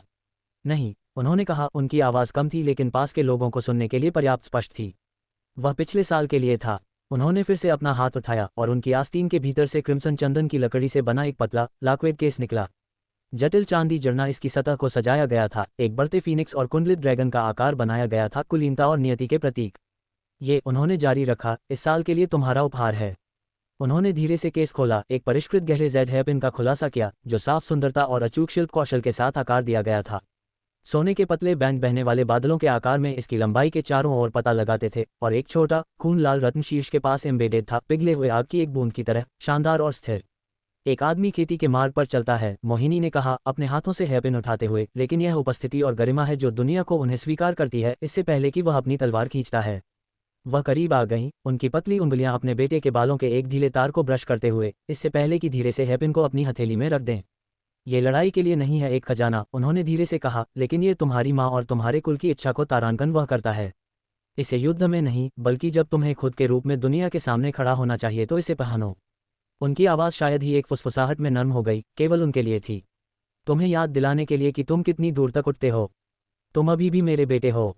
ध्रुव एक लंबे पल के लिए चुप रहे, अपनी हथेली में विश्राम करते हुए वंशानुगत वस्तु को देखते हुए। ये सुंदर और कलाकृतियों और हथियारों की हिंसक भव्यता से बहुत दूर था। उन्होंने फिर से अपना सिर झुका लिया, इस बार और अधिक गहराई से। उद्धरण चिन्ह ... धन्यवाद माँ। मोहिनी की आंखें संक्षेप में चमक गईं इससे पहले कि वह रचित कृपा के साथ वापस मुड़ी, एक बार फिर से राम के बगल में कदम रखते हुए। श्वेता अगली बार आगे बढ़ी, उनकी सामान्य अलग अभिव्यक्ति लालटेन प्रकाश के नीचे कभी इतनी थोड़ी नर्म हो गई थी। ज्यादा समारोह के बिना उन्होंने एक छोटा मखमली बॉक्स ध्रुव की ओर रखा। यहाँ, उन्होंने संक्षेप में कहा, उनकी आवाज़ शांत थी लेकिन अनैच्छिक नहीं थी। ध्रुव ने पलकें झपकाईं, फिर सावधानी से बॉक्स खोला ताकि उत्कृष्ट रूप से तैयार कानों की एक जोड़ी का खुलासा हो। फीनिक्स पंखों के आकार में बुना गया चांदी का तार, प्रत्येक एक छोटे नीलम के साथ सजाया गया था जो सूक्ष्म आग के साथ प्रकाश को पकड़ता था। कानों की बालियां? ध्रुव ने पूछा, एक भौं उठाते हुए। क्या ये किसी तरह का छेड़छाड़ है? शायद मुझ पर नजर रखने के लिए। उन्होंने चिढ़ाते हुए मुस्कुराया, लेकिन वास्तविक संदेह का पता चलता था। श्वेता के होंठ चटक गए। हम्फ, क्या वह तुम पर अब काम करेगा? अगर मैंने किया तो तुम तुरंत जान जाओगे। ध्रुव धीरे से हंसे, अपना सिर हिलाते हुए। ठीक है, मैं तुम्हारे शब्द को ले जाऊंगा। उन्होंने परेशानी में अपनी आंखें घुमाईं। फिर अगला व्यक्ति चारू थी। उन्होंने इसे सम्मानपूर्वक बाहर रखा। ये तुम्हारे लिए मेरा उपहार है, चारू ने धीरे से कहा। ध्रुव ने एक कंगन का खुलासा करने के लिए थैली खोला जो पॉलिश किए गए जैड का था, जो कई मोतियों के साथ बंधा हुआ था जो एक उच्च गहन रैंक आभा के साथ फीका पड़ गया था। यह एक उच्च गहन रैंक कलाकृति है, उन्होंने समझाया। ये तुम्हारी आध्यात्मिक इंद्रियों को बढ़ा सकता है और तुम्हें खतरे को अधिक तेजी से पता लगाने में मदद कर सकता है। उन्होंने इसे अपने हाथ में कंगन पर बदल दिया, इसकी शिल्प कौशल और इसके विकिरण की दुर्लभ शक्ति से प्रभावित थे। धन्यवाद चारू। उन्होंने स्नेहपूर्ण लगने की कोशिश करते हुए कहा। चारू की तरह वह जानते थे कि उन्हें भी उनके जीवित मंगेतर की छवि रखने की जरूरत है, भले ही वह नहीं चाहते थे। उन्होंने एक कोमल सिर हिलाया, उनके गालों को रंगने वाली सबसे फीकी लाली थी। माता तारांकन, पिता और उनके परिवार ने अपना हिस्सा पूरा कर लिया था। मेहमानों ने अपने उपहार पेश करने के लिए एक के बाद एक पहुंचना शुरू कर दिया। सबसे पहले ध्रुवकुल के अपने बुजुर्ग आए। उपहार उतने अतिरंजित नहीं थे जितने मोहिनी और राम ने दिए थे, लेकिन बेशक अन्य जूनियरों को क्या मिला था उसकी तुलना में यह एक मील बेहतर था। कई जूनियर जो मौजूद थे वे ईर्ष्या करने में मदद नहीं कर सकते थे। अगर उन्हें उस मूल्य का 10% भी मिल सकता था जो ध्रुव को उपहार के रूप में मिल रहा था, तो वे आकाश में उड़ने जैसा महसूस करेंगे। फिर भी ध्रुव के लिए वे उपहार लगभग बेकार थे। जो कुछ उन्हें अमर सम्राट के प्राचीन खंडहर से मिला था, वह उन्हें उपहार में दी गई किसी भी चीज़ से कहीं ज़्यादा था। लेकिन बेशक उनके करीबी लोगों द्वारा दिए गए उपहार अभी भी उनके लिए मूल्यवान थे। जैसे ही ध्रुवकुल का आखिरी बुजुर्ग पीछे हटा, शाही बैंगनी परिधानों में एक लंबा आंकड़ा पास आया। उनका मुद्रा सीधा था और उनकी आंखों में एक महान तीखेपन था। उजाड़ स्वर्ग साम्राज्य के तीसरे राजकुमार युवा लेक ने एक शांत और रचित आभा फैलाई, एक शाही रक्त के अनुरूप थी। उनके होंठ एक विनम्र मुस्कान में घुमावदार थे क्योंकि वह ध्रुव के सामने रुक गए। जन्मदिन मुबारक हो युवा स्वामी ध्रुव, उन्होंने कहा। गहरे लोहे की लकड़ी से बना एक लंबा संकीर्ण मामला पेश किया जो बादलों के पैटर्न और शाही शिखर के साथ उत्कीर्ण था। यह मुझसे सराहना का बस एक टोकन है। ध्रुव ने इसे शांति से स्वीकार किया और मामला खोला। अंदर एक बारीकी से जाली कम पृथ्वी ग्रेड तलवार आराम करती थी। उसका ब्लेड एक गहरे नीले म्यान में बंद था, चांदनी के नीचे बहते पानी की तरह सतह के साथ सूक्ष्म रुंस चमकते थे। युवा लेख ने हल्के से इसकी ओर इशारा किया। तलवार का नाम निर्मल प्रवाह है। शाही शस्त्रागार के भीतरी हॉल में जाली और उत्तरी अगाध से हिमंदी इस्पात के साथ तैयार किया गया। भीड़ एक बार फिर से बुदबुदाई। यह आइटम बहुत दुर्लभ और बहुत कीमती था। ये कुछ मध्यम कुलों की एक वंशानुगत वस्तु भी हो सकती है, लेकिन ध्रुव के लिए ये सबसे कम रोमांचक उपहारों में से एक था। स्वर्ग ग्रेड तलवार होने पर कम पृथ्वी ग्रेड तलवार का क्या उपयोग है? लेकिन बेशक पार्टी के लोग हैरान होंगे क्योंकि पृथ्वी ग्रेड कलाकृतियां अभी भी उनके लिए मूल्यवान हैं। अगर उन्हें पहले ही नहीं देखा गया होता तो यह उपहार एक बड़ी हलचल पैदा कर सकता था। आखिरकार एक राजकुमार के लिए किसी और को ऐसी चीज देना सामान्य नहीं था, यह आमतौर पर दूसरा रास्ता था। युवा लेख थोड़ा निराश थे क्योंकि उन्होंने सोचा था कि उनका उपहार सभी में सबसे अच्छा होगा। लेकिन उन्होंने ध्रुवकुल, विशेष रूप से मोहिनी को बहुत कम आंका था। किसी भी मामले में यह अभी भी सबसे मूल्यवान उपहारों में से था और उन्होंने सोचा कि ध्रुव इसकी सराहना करेंगे। लेकिन बेशक ध्रुव की अभिव्यक्ति में ज़्यादा बदलाव नहीं था, लगभग जैसे कि वह कुछ कचरा देख रहे थे। मैं आपकी महानता को धन्यवाद देता हूँ। ध्रुव ने अभी भी विनम्रता से उन्हें धन्यवाद दिया, लेकिन कोई नहीं बता सकता था कि उपहार ने उन पर कोई प्रभाव डाला था या नहीं। युवा लेक की आंखें ध्रुव की रचित प्रतिक्रिया पर थोड़ा संकीर्ण हो गईं। वह कभी इतना हल्का सा झुकाव करते थे, अपनी आवाज़ कम करते हुए। दरबार ड्रैगन के उदय को देखता है। ऐसे कई लोग हैं जो आपका समर्थन करने के बजाय डरना चाहेंगे। वह फीका सा मुस्कुराया, रेशम के पीछे छिपी एक ब्लेड की तरह। लेकिन मैं नहीं। साम्राज्य को सच्चे स्तंभों की जरूरत है जो सिर्फ चमकते नहीं हैं बल्कि आकाश को पकड़ते हैं। एक ढका हुआ प्रस्ताव, चापलूसी और वादे के रूप में विस्तारित एक सूक्ष्म रस्सी। लेकिन इससे पहले कि वह और कुछ कह सके, ध्रुव ने अपना सिर थोड़ा सा झुका लिया, जैसे कि भ्रमित हो गए। उन्होंने तलवार को फिर से देखा, फिर राजकुमार को। साम्राज्य वास्तव में शिल्प कौशल में कोई कसर नहीं छोड़ता, उन्होंने आकस्मिक रूप से कहा। शाही शस्त्रागार से जाली कुछ प्राप्त करना एक सम्मान है। युवा लेक की मुस्कान थोड़ा कठोर हो गई। उन्होंने एक गठबंधन का संकेत देने के लिए सावधानीपूर्वक अपने शब्दों को बुना था, चापलूसी, ढकी हुई वफादारी, सूक्ष्म स्थिति। फिर भी ध्रुव ने जवाब दिया जैसे कि उन्होंने कुछ भी नहीं सुना था। अभी भी विनम्र, लेकिन पूरी तरह से अपरिवर्तनीय। उन्होंने फिर से कोशिश की, आवाज़ एक छाया गहरी थी। ध्रुव, उन्होंने कहा, मेरा मतलब है, वह समय आएगा जब दृष्टि के पुरुषों को एक साथ खड़ा होना चाहिए। उपहार बस इशारे हैं। जो मायने रखता है वह एक दूसरे को समझना है। ध्रुव ने एक बार पलकें झपकाईं, वह स्पष्ट भ्रम में एक साथ खींचते हुए। आह, उन्होंने धीरे से कहा। तो आपकी महानता का मतलब है कि हम शिल्प कौशल के लिए समान सराहना साझा करते हैं। उनके स्वर में कोई बुराई नहीं थी, केवल ईमानदार भ्रम, या बल्कि पूरी तरह से भ्रम का बंडाला किया गया। युवा लेक का जबड़ा कस गया, लेकिन उन्होंने अपनी मुस्कान को जगह पर रखा।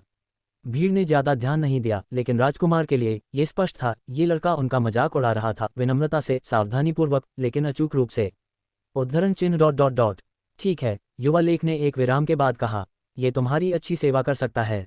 आगे जवाब का इंतजार किए बिना वह तेजी से मुड़े और चले गए। उनकी आस्तीन प्रतिबंधित चिड़चिड़ापन के साथ उबल रही थी। वह जानते थे कि ध्रुव कोई मूर्ख नहीं था और जानबूझकर विषय से बच रहा था, जिसका मतलब केवल एक चीज हो सकता था, उन्हें गठबंधन बनाने में कोई दिलचस्पी नहीं थी। युवा लेक ने कार्य किया होगा, अगर ध्रुव कुल के क्षेत्र में होने के कारण नहीं होता, इतनी सारी आंखों से उन्हें देखते हुए। कुछ तेज आंखों वाले बुजुर्गों ने तीसरे राजकुमार की भींची हुई मूर्ति को देखा जब वह गुजर गए। जैसे ही तनाव बसना शुरू हुआ, आंगन पर एक नाजुक खामोशी गिर गई, हवा में एक सूक्ष्म शिफ्ट, जैसे कि यहाँ तक कि हवा ने एक नई उपस्थिति महसूस की थी। मेहमानों के बीच से एक आंकड़ा आगे बढ़ा, बहते लवेंडर रेशम में सजे हुए, जो स्थिर पानी पर चांदनी की तरह चमकता था। युवा शांति, साम्राज्य की चौथी राजकुमारी, शांत कृपा के साथ प्रवेश किया। उनकी निगाह शांत थी, उनकी अभिव्यक्ति अपठनीय, सुंदर, लेकिन दूर थी। उन्होंने अपने भाई को भी नहीं देखा। उनके कदम हल्के थे, प्रत्येक शाही संतुलन के साथ मापा गया था। तीसरे राजकुमार के प्रदर्शनकारी आत्मविश्वास के विपरीत, उनकी आसानी थी, हर इशारे, हर सांस में उत्कीर्ण थी। वह ध्रुव के सामने रुक गईं। जन्मदिन मुबारक हो, ध्रुव, उन्होंने कहा। उनका स्वर नर्म लेकिन शांत था, ठंड से चुंबन किए गए चीनी मिट्टी की तरह। उनके हाथों में उन्होंने एक लंबा, आयताकार बॉक्स रखा जो एक सुनहरे रिबन के साथ बंधा हुआ था। यह एक दुर्लभ आत्मा कवच है। क्यूई सील, सितारों की रोशनी रेशम के साथ बुना गया। शीर्ष पृथ्वी ग्रेड। यह एक महान आरोहण खेतीहर के हमलों को भी सहन कर सकता है। भीड़ के माध्यम से सांस लेना फैल गया। उपहार ने स्पष्ट रूप से तीसरे राजकुमार की तलवार को पीछे छोड़ दिया था। कोई भी बता सकता था कि राजकुमार और राजकुमारी ध्रुव को अपनी तरफ जीतने की कोशिश करने के बारे में गंभीर थे। अन्यथा उन्होंने एक ही व्यक्ति पर इतना खर्च करने की हिम्मत नहीं की होगी। तीसरे राजकुमार ने गुस्सा और निराशा के साथ युवा शांति को देखा। न केवल वह विफल रहे थे, बल्कि अब उनके उपहार को उनकी बहन ने पीछे छोड़ दिया था। उनके गर्व के लिए एक झटका जिसने उन्हें हीन दिखाया। ध्रुव ने दोनों हाथों से बॉक्स स्वीकार किया और थोड़ा झुकाव किया। बहुत बहुत धन्यवाद, आपकी महानता। उनकी आवाज़ विनम्र और रचित थी, न तो ठंडी और न ही स्वागत योग्य, बस पूरी तरह से संतुलित। युवा शांति की निगाह उन पर टिकी रही, आंखें गहरे पानी की तरह शांत थीं। उनका पंख एक फीका झटके के साथ खुला और वह झुक गईं, बहुत करीब नहीं, लेकिन इरादे का संकेत देने के लिए पर्याप्त करीब। लेकिन सितारों की रोशनी से आशीर्वादित कवच भी, उन्होंने बुदबुदाया, सभी खतरों से एक को ढाल नहीं सकता। एक विराम, उनकी आंखें कुछ सूक्ष्म के साथ चमक गईं। फिर एक आवाज़ में जो केवल कुछ पास के लोग पकड़ सकते थे, उन्होंने जोड़ा, लेकिन क्या होगा अगर तुम एक राजकुमारी से शादी करते हो? शांत पानी पर लहरों की तरह सांस लेना फैल गया। एकत्रित रईसों, बुजुर्गों और दूतों में से कई जगह पर जम गए। एक शाही प्रस्ताव। युवा शांति ने बस खुद को पेश किया था, और उसके साथ उन्होंने ध्रुव कुल को शाही परिवार के साथ एक अटूट गठबंधन की पेशकश की थी। शादी और शाही रक्त द्वारा सुरक्षित एक भविष्य। यहाँ तक कि कुछ पुराने ध्रुव कुल के बुजुर्ग, जो पिछली एक्सचेंजों के माध्यम से निष्क्रिय रहे थे, अपनी सीटों में बदल गए। कुछ सीधे हो गए, कुछ ने अपनी भौहें झुका लीं, कुछ मुस्कुराए। वे समझते थे कि मेज पर क्या रखा जा रहा था। शक्ति, सुरक्षा, बेशक इसका मतलब ये भी होगा कि उत्तराधिकार युद्ध में शामिल होना जो वे नहीं चाहते थे। और यह भी एक तथ्य था कि ध्रुव पहले से ही सगाई कर चुके थे। युवा शांति की निगाह कभी नहीं झुकी। उनकी आवाज़ भले ही शांत थी, इरादे के साथ दृढ़ थी। ध्रुव, उन्होंने धीरे से कहा, मुझसे जुड़ें और ध्रुव कुल फिर कभी अकेला नहीं खड़ा होगा। उन्होंने एक बार देखा, बस एक बार, चारू की ओर। उनका अर्थ स्पष्ट था, यह एक चुनौती थी। चारू का चेहरा पीला पड़ गया। उनकी उंगलियां अपनी आस्तीन के रेशम में थोड़ा घुमावदार थीं। उन्होंने हमेशा जाना था कि दूसरे ध्रुव की इच्छा रखते हैं। आखिरकार उनकी प्रतिष्ठा पूरी तरह से अलग थी जब उनकी सगाई उनसे हुई थी। उनका शीर्षक उनकी मंगेतर के रूप में कई लोगों को दूर रखता था, लेकिन ये स्पष्ट रूप से एक राजकुमारी जैसे किसी को रोकने के लिए पर्याप्त नहीं था। लेकिन इतनी तरह से खारिज किया जाना, जैसे कि वह मौजूद भी नहीं थी, तो उन्हें नज़रअंदाज किया जाना। अपमान, गहरा, कटौती किया गया। वह स्पष्ट रूप से गुस्सा थी, लेकिन उन्होंने एक शांत अभिव्यक्ति को मजबूर किया। उन्होंने ध्रुव की ओर देखा, अनिश्चित, अपेक्षित। डर गया, लेकिन ध्रुव, वह मुस्कुराए, एक गर्म, कोमल मुस्कान। फिर थोड़ा सा मुड़ गए, बस भीड़ को देखने के लिए पर्याप्त, और पहुंच गए। एक तेज, आकस्मिक गति के साथ उन्होंने चारू का हाथ अपने हाथ में लिया। आपकी महानता, उन्होंने हल्के से कहा, यह एक शब्दों से परे चापलूसी है। वास्तव में वह पूरी तरह से युवा शांति का सामना करने के लिए मुड़े, अभी भी चारू का हाथ पकड़े हुए थे, जैसे कि ये दुनिया में सबसे स्वाभाविक बात थी। लेकिन मुझे डर है कि मेरे बगल में स्थिति पहले ही दावा कर चुकी है। मेरी सुंदर मंगेतर द्वारा। एक विराम, फिर पहले की तुलना में एक गहरी चुप्पी। चारू ने सदमे में पलकें झपकाईं, उनके होंठ अलग हो गए, उनकी आंखें चौड़ी हो गईं। उन्होंने उन्हें ये कहने की उम्मीद नहीं की थी, निश्चित रूप से उस स्वर के साथ नहीं, गर्म, चिढ़ाने वाला, वास्तविक। उनका दिल अपनी छाती में जंगली रूप से धड़कता था और उनका चेहरा गहरा लाल हो गया। मैं लगभग इसके लिए गिर गई। उन्होंने सोचा, ये स्पष्ट है कि ध्रुव राजकुमारी को अस्वीकार करने के लिए उनका उपयोग कर रहे थे। भले ही वह इनकार नहीं कर सकती थी कि जब उन्होंने किया तो उन्होंने थोड़ा खुश महसूस किया। युवा शांति की आंखें थोड़ा संकीर्ण हो गईं। उन्होंने अपनी निगाह चारू की ओर मोड़ दी, अभिव्यक्ति बर्फ की तरह चिकनी थी। एक सगाई, उन्होंने धीरे से कहा, अतीत का मामला है, इसे तोड़ा जा सकता है। उन्होंने एक सुंदर कदम आगे बढ़ाया, निगाह उनके बीच की जगह को रेशम में बंधे एक तलवार की तरह काट रही थी।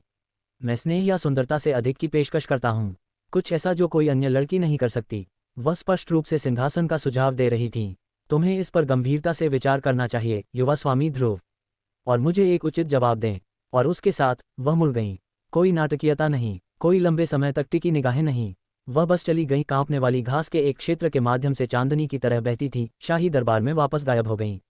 लेकिन उनकी उपस्थिति टिकी रही। दबाव डालना, भारी। बुजुर्गों ने फुसफुसाया, मेहमान ने मानसिक नोट लिए, युवा रईसों ने भय और ईर्ष्या में देखा। और ध्रुव, वह आंगन में शांति से खड़े थे, एक घबराए हुए चारू का हाथ पकड़े हुए थे, जैसे कि उन्होंने बस साम्राज्य की चौथी राजकुमारी को अस्वीकार नहीं किया था। जन्मदिन का उत्सव शाम तक जारी रहा। जैसे ही जैद वीणाओं से संगीत बहा और सोने के कप में शराब बही, ध्रुव कुल का मुख्य आंगन लालटेन की रोशनी में चमक उठा। रईसों ने सौहार्द का आदान प्रदान किया, कुल नेताओं ने औपचारिक उपहार पेश किए, लेकिन किसी भी प्रस्ताव ने तीसरे राजकुमार या चौथी राजकुमारी के उपहारों द्वारा लाए गए पहले के तूफान से मेल नहीं खाया। उनके उपहारों की भव्यता और उनके इरादों का वजन बाकी सब पर एक लंबी छाया डालता है। जल्द ही उत्साह पृष्ठभूमि सुंदरता में फीका पड़ गया, और फिर, जैसा कि अक्सर होता है जब शक्तिशाली आंकड़े इकट्ठा होते हैं, बातचीत बदल गई। कुछ मेहमान, ज्यादातर युवा खेतीहर, हाथों में कप लिए एक मंडप के पास इकट्ठा हुए। उनके स्वर शांत थे, फिर भी उत्साही थे।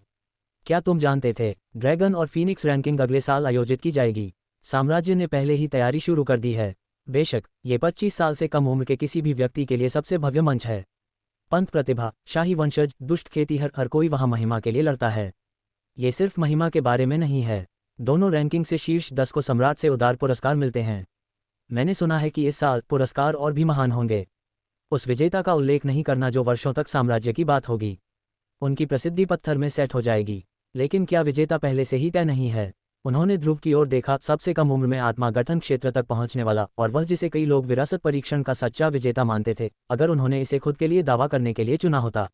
उन्होंने पहले ही पुरानी पीढ़ी के शीर्ष स्तरीय प्रतिभाओं को हरा दिया था, जिसमें ली जोंग और यश शामिल थे। भले ही पूरे साम्राज्य में अभी भी अन्य प्रतिभाएं थीं, हाल के वर्षों में ध्रुव से वास्तव में कौन तुलना कर सकता था?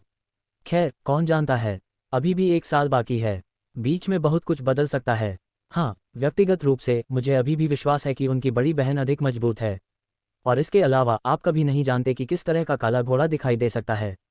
मैं इसके लिए इंतजार नहीं कर सकता। ... दूरी में ध्रुव शांत और रचित खड़े थे, पूरी तरह से उनके चारों ओर घूमने वाली फुसफुसाहटों से वाकिफ थे। ड्रैगन और फीनिक्स प्रतियोगिता। उनकी दिलचस्पी बढ़ गई, इसलिए नहीं कि वह प्रतिस्पर्धा करना चाहते थे, लेकिन इसलिए कि वह ठीक से जानते थे कि इस तरह के मंच पर किस तरह के स्वर के चुने हुए दिखाई देंगे जो दिखावा करेंगे। उनकी निगाह श्वेता की ओर बढ़ गई। श्वेता के पूर्व मंगेतर रवि एक बार कचरे के रूप में देखा गया, या शायद उनका पल था उनका बढ़ने और सभी को गलत साबित करने का मौका। और उजाड़ स्वर्ग साम्राज्य के सबसे मजबूत युवा खेतीहर का फैसला करने वाले ड्रैगन और फीनिक्स प्रतियोगिता से बेहतर मंच क्या होगा? चारू, ध्रुव ने आकस्मिक रूप से पूछा, मैंने सुना है कि ड्रैगन और फीनिक्स प्रतियोगिता अगले साल है। क्या आप प्रतिस्पर्धा करने की योजना बना रहे हैं? उन्होंने अपनी चाय का एक घूंट लिया। मैं कर सकता हूं, उन्होंने एक विराम के बाद कहा। वह अगर मुझे चुना जाता है। ध्रुव ने हल्की दिलचस्पी में एक भौं उठाया। उन्होंने जारी रखा, उनका स्वर शांत था लेकिन फीका सनक के साथ किनारा था। अधिकांश प्रतिभागियों को हाथ से चुना जाता है। प्रमुख पंथ और कुल प्रत्येक अपने कुछ लोगों को नामित करते हैं, या तो आंतरिक प्रतियोगिताओं के माध्यम से या बस वे जिन्हें वे भेजना चाहते हैं। तो क्या ये निश्चित नहीं है कि आप चुने जाएंगे? मुझे नहीं लगता कि चारू कुल में आपसे ज़्यादा मजबूत 25 से कम है, ध्रुव ने कहा। चारू की प्रतिभा शीर्ष में थी और ध्रुव अच्छी तरह से वाकिफ थे कि वह चारू कुल में अपनी पीढ़ी की सबसे प्रतिभाशाली खेतीहर थीं। इसलिए वह नहीं समझते थे कि वह क्यों सोचेंगी कि उन्हें नहीं चुना जा सकता है। खैर, ये सच हो सकता है, चारू ने जवाब दिया। लेकिन आप जानते हैं, मैं अभी भी अगली ड्रैगन और फीनिक्स प्रतियोगिता में प्रतिस्पर्धा करने के लिए पात्र हूँ। कुछ बुजुर्ग कह रहे हैं कि मुझे इसे छोड़ देना चाहिए और इंतजार करना चाहिए। वास्तव में ध्रुव ने इसके बारे में नहीं सोचा था, और यह सच था। अगर वह अगले दौर में प्रतिस्पर्धा करती तो उनकी और भी उच्च रैंकिंग तक पहुंचने की संभावना अधिक होगी, साथ ही उनके पुराने कुल सदस्यों को अवसर देना। फिर भी ध्रुव ने इस तरह की सोच से सहमत नहीं थे। अगर यह प्रतियोगिता सबसे मजबूत निर्धारित करने के लिए थी, तो क्या उन्हें अपना सर्वश्रेष्ठ नहीं भेजना चाहिए? इसके अलावा अगर अन्य लोग चारू से हार जाते हैं तो उन्हें प्रतिस्पर्धा करने का कोई व्यवसाय नहीं था। खैर, भले ही चारू कुल ने उन्हें नहीं भेजा, तो भी उच्च संभावना थी कि उन्हें स्वर तलवार पंथ द्वारा चुना जाएगा। तो केवल शीर्ष पंथ और कुल ही प्रतियोगिता में भाग ले सकते हैं? ध्रुव ने पूछा। वह प्रत्यक्ष योग्यता पथ है, उन्होंने कहा, लेकिन दूसरों को भी एक शॉट दिया जाता है। चाय का एक और घूंट लेते हुए उन्होंने जारी रखा। मुख्य घटना से पहले एक राष्ट्रव्यापी चयन टूर्नामेंट है। 25 से कम उम्र का कोई भी पात्र खेतीहर शामिल हो सकता है। वहां से शीर्ष विजेताओं को मुख्य ड्रैगन और फीनिक्स प्रतियोगिता में जाने की अनुमति है। उन्होंने युवा खेतीहरों की भीड़ पर देखा, उनकी आवाज़ बढ़ रही थी। लेकिन ईमानदार रहें, यहाँ तक कि यह एक औपचारिकता है। अंतिम विजेता लगभग हमेशा शीर्ष पंथों और कुलों से आते हैं। वे प्रारंभिक बस बाकी सभी को एक मौके का भ्रम देते हैं। ये सच था और सामान्य ज्ञान था। खेती संसाधनों के बिना प्रतिभा कितनी दूर जा सकती है? उच्च ग्रेड गोली, शक्तिशाली हथियारों और उन्नत तकनीकों के बिना वे चीजें केवल कुछ ऐसी हैं जो एक शीर्ष पंथ या कुल प्रदान कर सकता है। समर्थन के बिना प्रतिभाएं अस्पष्टता में सड़ जाती हैं। अकेले प्रतिभा कभी पर्याप्त नहीं थी। ... खैर, वह अधिकांश खेतीहरों के लिए सच हो सकता है। ध्रुव के विचार रवि की ओर भटक गए, लेकिन हमेशा अपवाद थे। अगर उन्होंने वास्तव में फिर से उठने का इरादा किया तो प्रारंभिक टूर्नामेंट उनका एकमात्र पथ था, जब तक कि वह एक पंथ में शामिल नहीं हुए थे। ये साल अलग हो सकता है, हालांकि, ध्रुव ने बुदबुदाया। चारू ने उन्हें एक भ्रमित रूप दिया। आप सोचते हैं कि विजेता शीर्ष पंथों या कुलों में से एक नहीं होगा?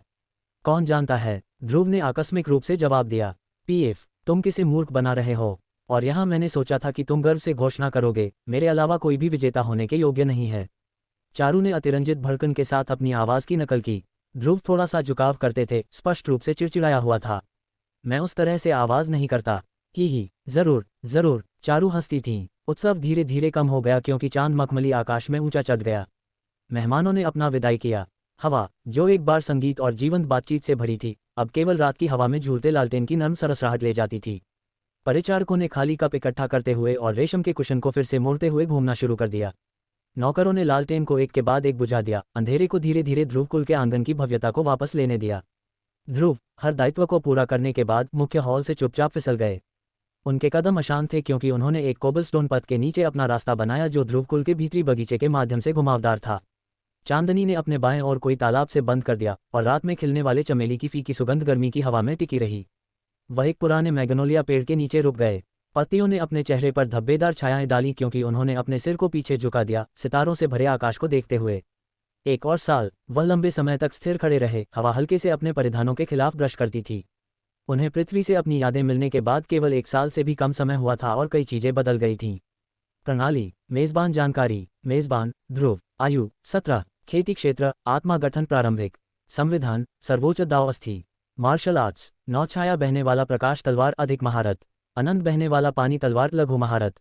एक ही साल में कोर गठन चरण से लेकर आत्मा गठन क्षेत्र तक जाना। कुछ ऐसा जो कई लोग अपने पूरे जीवन काल में प्राप्त नहीं कर सकते थे, फिर भी उन्होंने इसे महीनों के भीतर किया था। फिर उनकी इंटरमीडिएट तलवार इरादा एक सर्वोच्च दावस थी और 2 स्वर्ग ग्रेड तकनीकों पर महारत थी। अपनी वर्तमान ताकत के साथ वह 1 मिनट में अपने साल पहले खुद को 1 लाख बार मार सकते थे। हालांकि वह इतना अहंकारी नहीं थे कि यह माने कि यह सब उनकी अपनी प्रतिभा के कारण था। अगर प्रणाली के लिए नहीं होता तो उन्हें संदेह था कि वह आज जो कुछ भी था उसका 10% भी हासिल कर सकते थे। वह लगभग उन सभी यातनाओं और झटकों को भूल गए थे जो प्रणाली इंटरफेस ने उन्हें वर्षों से दिए थे। अब ये सब इसके लायक महसूस हुआ। नायक द्वारा मारे जाने के उनके पिछले डर भी लगभग गायब हो गए थे। एक के लिए उन्होंने महसूस किया कि स्वर्ग के चुने हुए अत्यंत दुर्लभ थे, उन्हें केवल 1 साल के दौरान 3 का सामना करना पड़ा था, जो पिछली बात में समझ में आया था। आखिरकार ऐसा नहीं था कि स्वर्ग के चुने हुए पत्ता गोभी की तरह बढ़ते थे। अगर उन्होंने किया होता तो वह वास्तव में बाहर निकलने से भी बहुत डरते थे। एक और कारण उनकी अपनी ताकत थी। वह कितनी दूर आए थे, उन्हें विश्वास नहीं था कि कम भाग्य सितारों के साथ स्वर्ग के चुने हुए उन्हें अब धमकी दे सकते हैं। बेशक वह उन्हें भी कम नहीं आंक रहे थे, यहाँ तक कि एक सितारा भाग्य स्वर्ग के चुने हुए ने भी पहले एक छिपे हुए ट्रम्प कार्ड का उपयोग करते हुए लगभग उन्हें मार डाला था। उन्हें हमेशा याद रखने की जरूरत थी, एक गलती अभी भी उनके अंत तक पहुंच सकती है, बस हर दूसरे तथाकथित खलनायक की तरह। जैसे ही वह उन चीजों पर विचार कर रहे थे, उन्होंने पास में एक और उपस्थिति महसूस की। एक परिचित वह मुड़े नहीं, केवल धीरे से बोले, लोहा शांति। मैग्नोलिया पेड़ के पीछे से एक आंकड़ा संकोच किया, फिर धीरे से चांदनी में आगे बढ़ा। उनके परिधान फीके लवेंडर थे, चांदी क्रेन के साथ कढ़ाई किए गए थे और उनके गहरे बाल बस बंधे हुए थे एकल ऑर्किड पिन के साथ। उन्हें देखे जाने पर वह चौंक गईं, उनकी आंखें थोड़ा चौड़ी हो गईं। यह युवा स्वामी ध्रुव। उनकी आवाज़ नर्म थी, शायद ही एक फुसफुसाहट से ऊपर, लेकिन रात की शांति में यह उन तक स्पष्ट रूप से पहुंच गई। ध्रुव आखिरकार उन्हें देखने के लिए मुड़े, उनकी अभिव्यक्ति शांत थी लेकिन जिज्ञासु थी। तुम्हें यहाँ क्या लाता है, लोहा शांति? मैं उन्होंने अपनी आस्तीन के किनारे के साथ फिजूल खर्च किया, उनके गाल पहले से ही चांदनी के नीचे गुलाबी धूल गए थे। एक पल के लिए वह मुड़ने और भागने जैसी लगती थीं, लेकिन फिर उन्होंने एक गहरी सांस ली, उन्हें सीधे देखा, भले ही 1 सेकंड के लिए, और कहा, उद्धरण चिन्ह ... जन्मदिन मुबारक हो। उनकी आवाज़ फीकी सी काम गई। फिर जैसे कि उन्हें डर था कि वह अपनी हिम्मत खो सकती हैं, वह आगे बढ़ी और चांदी के रिबन के साथ बंधे एक छोटे बारीकी से लिपटे बॉक्स को बाहर रखा। यह तुम्हारे लिए है। ध्रुव ने पलकें झपकाईं। उपहार विशेष रूप से सजावटी नहीं था, बस एक साधारण लकड़ी का बॉक्स, पॉलिश किया गया और नाजुक रूप से नक्काशीदार, लेकिन किसी तरह इसकी सादगी ने इसे और अधिक ईमानदार बना दिया। उन्होंने एक हल्की मुस्कान के साथ इसे स्वीकार किया। धन्यवाद, उन्होंने कहा, उनका स्वर सामान्य से अधिक गर्म था। अकेले ही लोहा शांति का चेहरा शर्मा गया, लेकिन इससे पहले कि वह कुछ और कह सके, उन्होंने थोड़ा झुकाव किया और स्पष्ट रूप से अभिभूत अपनी एड़ी पर मुड़ गईं और तेजी से चली गईं, अपनी जल्दी में अपने परिधान के किनारे पर लगभग ट्रिपिंग करते थे। उनके शांत कदम पथ के नीचे फीके पड़ गए। ध्रुव मैग्नोलिया पेड़ के नीचे रहे, अपने हाथ में बॉक्स को देखते हुए। उन्होंने एक नर्म हंसी छोड़ दी। मूर्ख लड़की। उन्होंने चांदी के रिबन के साथ बंधे साधारण गांठ को खोला, सावधानी के साथ बॉक्स खोला। अंदर एक साफ रूप से मुड़ा हुआ कपड़ा बैग था, नर्म ग्रे नीले धागों से हाथ से बुना गया था। सिलाई जगहों पर थोड़ी असमान थी, लेकिन वह केवल इसके शांत आकर्षण में जोड़ा गया था। यह विनम्र था, कढ़ाई या आभूषण के बिना, फिर भी सावधानीपूर्वक बनाया गया और स्पष्ट रूप से उनके लिए था। उन्होंने कपड़े पर अपनी उंगलियां चलाईं। ये हल्का था लेकिन मजबूत, बहुत व्यवहारिक। उन्होंने इसे सितारों की रोशनी तक उठाया और एक फीकी मुस्कान ने उनके होठों को छुआ। उनके लिए यह उपहार शायद 2 राजकुमारों और राजकुमारी ने उन्हें जो कुछ भी दिया था उससे कहीं अधिक अर्थपूर्ण था, उपहार जिनके लिए उनके पास कोई वास्तविक उपयोग नहीं था और शायद कभी छूते भी नहीं थे। चलो आशा करते हैं कि यह साल पिछले एक की तरह ही दिलचस्प होगा। जन्मदिन के उत्सव के 3 दिन बाद ध्रुव को श्वेता और चारू के साथ स्वर्ग तलवार पंथ लौटने के लिए तैयार किया गया था। जैसे ही विशाल उड़ान जहाज स्वर्ग तलवार पंथ के तैरते घाटों पर उतरा, ध्रुव शांति से बाहर निकले। लेकिन वातावरण उस दिन से पूरी तरह से अलग था जब वह पहली बार पंथ में आए थे। उस समय उनकी तथाकथित मामूली बातचीत छायाओं की तरह उनका पीछा करती थी। कई लोगों ने उनकी प्रवेश पर हंसी उड़ाई थी, उन्हें परिवार की प्रतिष्ठा पर सवारी करने वाला एक ध्रुवकुल की विफलता कहा था। अब लोग उन्हें स्वर्ग से उतरते एक आकाशीय प्राणी की तरह देखते थे। आंखों ने उन्हें भय और प्रशंसा के साथ देखा। खेतीहरों, शिष्यों और बुजुर्गों ने समान रूप से अपने आंदोलनों में विराम दिया, कई मान्यता में एक दूसरे को नुकीला करते थे। ध्रुव, वह आखिरकार वापस आ गए हैं। मैंने सुना है कि वह पहले ही आत्मा गठन क्षेत्र तक पहुंच गए हैं। ये भी अफवाह है कि उन्होंने तलवार इरादा हासिल किया है। अविश्वसनीय। जिसने भी कहा कि वह एक कचरा था, उसे आत्मा जानवरों को खिलाया जाना चाहिए। लानत है, मैंने जल्दी दोस्ती करने का अपना मौका गंवा दिया। ... फुसफुसाहटों और प्रशंसाओं की एक लहर जंगली आग की तरह भीड़ के माध्यम से फैल गई। महिला शिष्य कोई अपवाद नहीं थीं। कुछ खुले आम आह भरते थे, अपने गालों पर हाथ रखते थे, आंखों में लालसा के साथ चमकते थे। क्या तुमने देखा कि वह जहाज से कैसे उतरे? एक आकाशीय महान की तरह, इतने सुंदर, इतना प्रतिभाशाली और सुंदर। वह सचमुच सपनों के साथी है। मैं उनकी रखेल होने पर भी ध्यान नहीं दूंगा। उनके हंसने और फुसफुसाहट जोर से बढ़ गए जब तक कि चारू ध्रुव के बगल में चलते हुए अपना सिर थोड़ा सा मोड़ दिया। उनकी निगाह तेज और ठंडी समूह पर फैल गई। तत्काल चुप्पी। अधिक समझदार लोगों ने जल्दी से अपने सिर नीचे कर लिए या अन्य दिशाओं में बिखर गए, ढोंग करते हुए कि उन्होंने कुछ नहीं कहा था। चारू ने एक शब्द नहीं कहा। उन्हें नहीं करना पड़ा। चारू ने एक लंबी सांस छोड़ी, परेशानी में अपने मंदिर को रगड़ते हुए। सबसे पहले लोग कहते रहे कि मैं उनके लिए बहुत अच्छी थी। अब वे सभी प्यार मारने वाले मूर्खों की तरह लाइन में लगे हुए हैं। और उस चौथी राजकुमारी पर भी शुरुआत न करें। चौथी राजकुमारी की घोषणा के कारण चारू के परिवार के बुजुर्ग लगातार उन्हें परेशान कर रहे थे, ध्रुव के साथ अच्छा व्यवहार करने के लिए और उन्हें फिसलने न देने के लिए। कुछ ने यहाँ तक सुझाव दिया कि जितनी जल्दी हो सके शादी की तारीख निर्धारित करना सबसे अच्छा होगा, और शायद एक बच्चा भी होना चाहिए। बस इसके बारे में सोचकर उन्हें गुस्सा आया। यह ऐसा था जैसे जिस क्षण ध्रुव का मूल्य आसमान छू गया, उनका अब कोई मायने नहीं रखता था। ध्रुव, बेशक ये सब कोई मायने नहीं रखता था। प्रसिद्धि, प्रशंसा, आराधना, इनमें से किसी का भी कभी उनके लिए कोई अर्थ नहीं था। चाहे लोग उन्हें अपमानित करें या उनकी पूजा करें, वह बस अपने रास्ते पर चलते थे। घमंड का पीछा करना कभी कुछ ऐसा नहीं था जिसमें उनकी दिलचस्पी थी।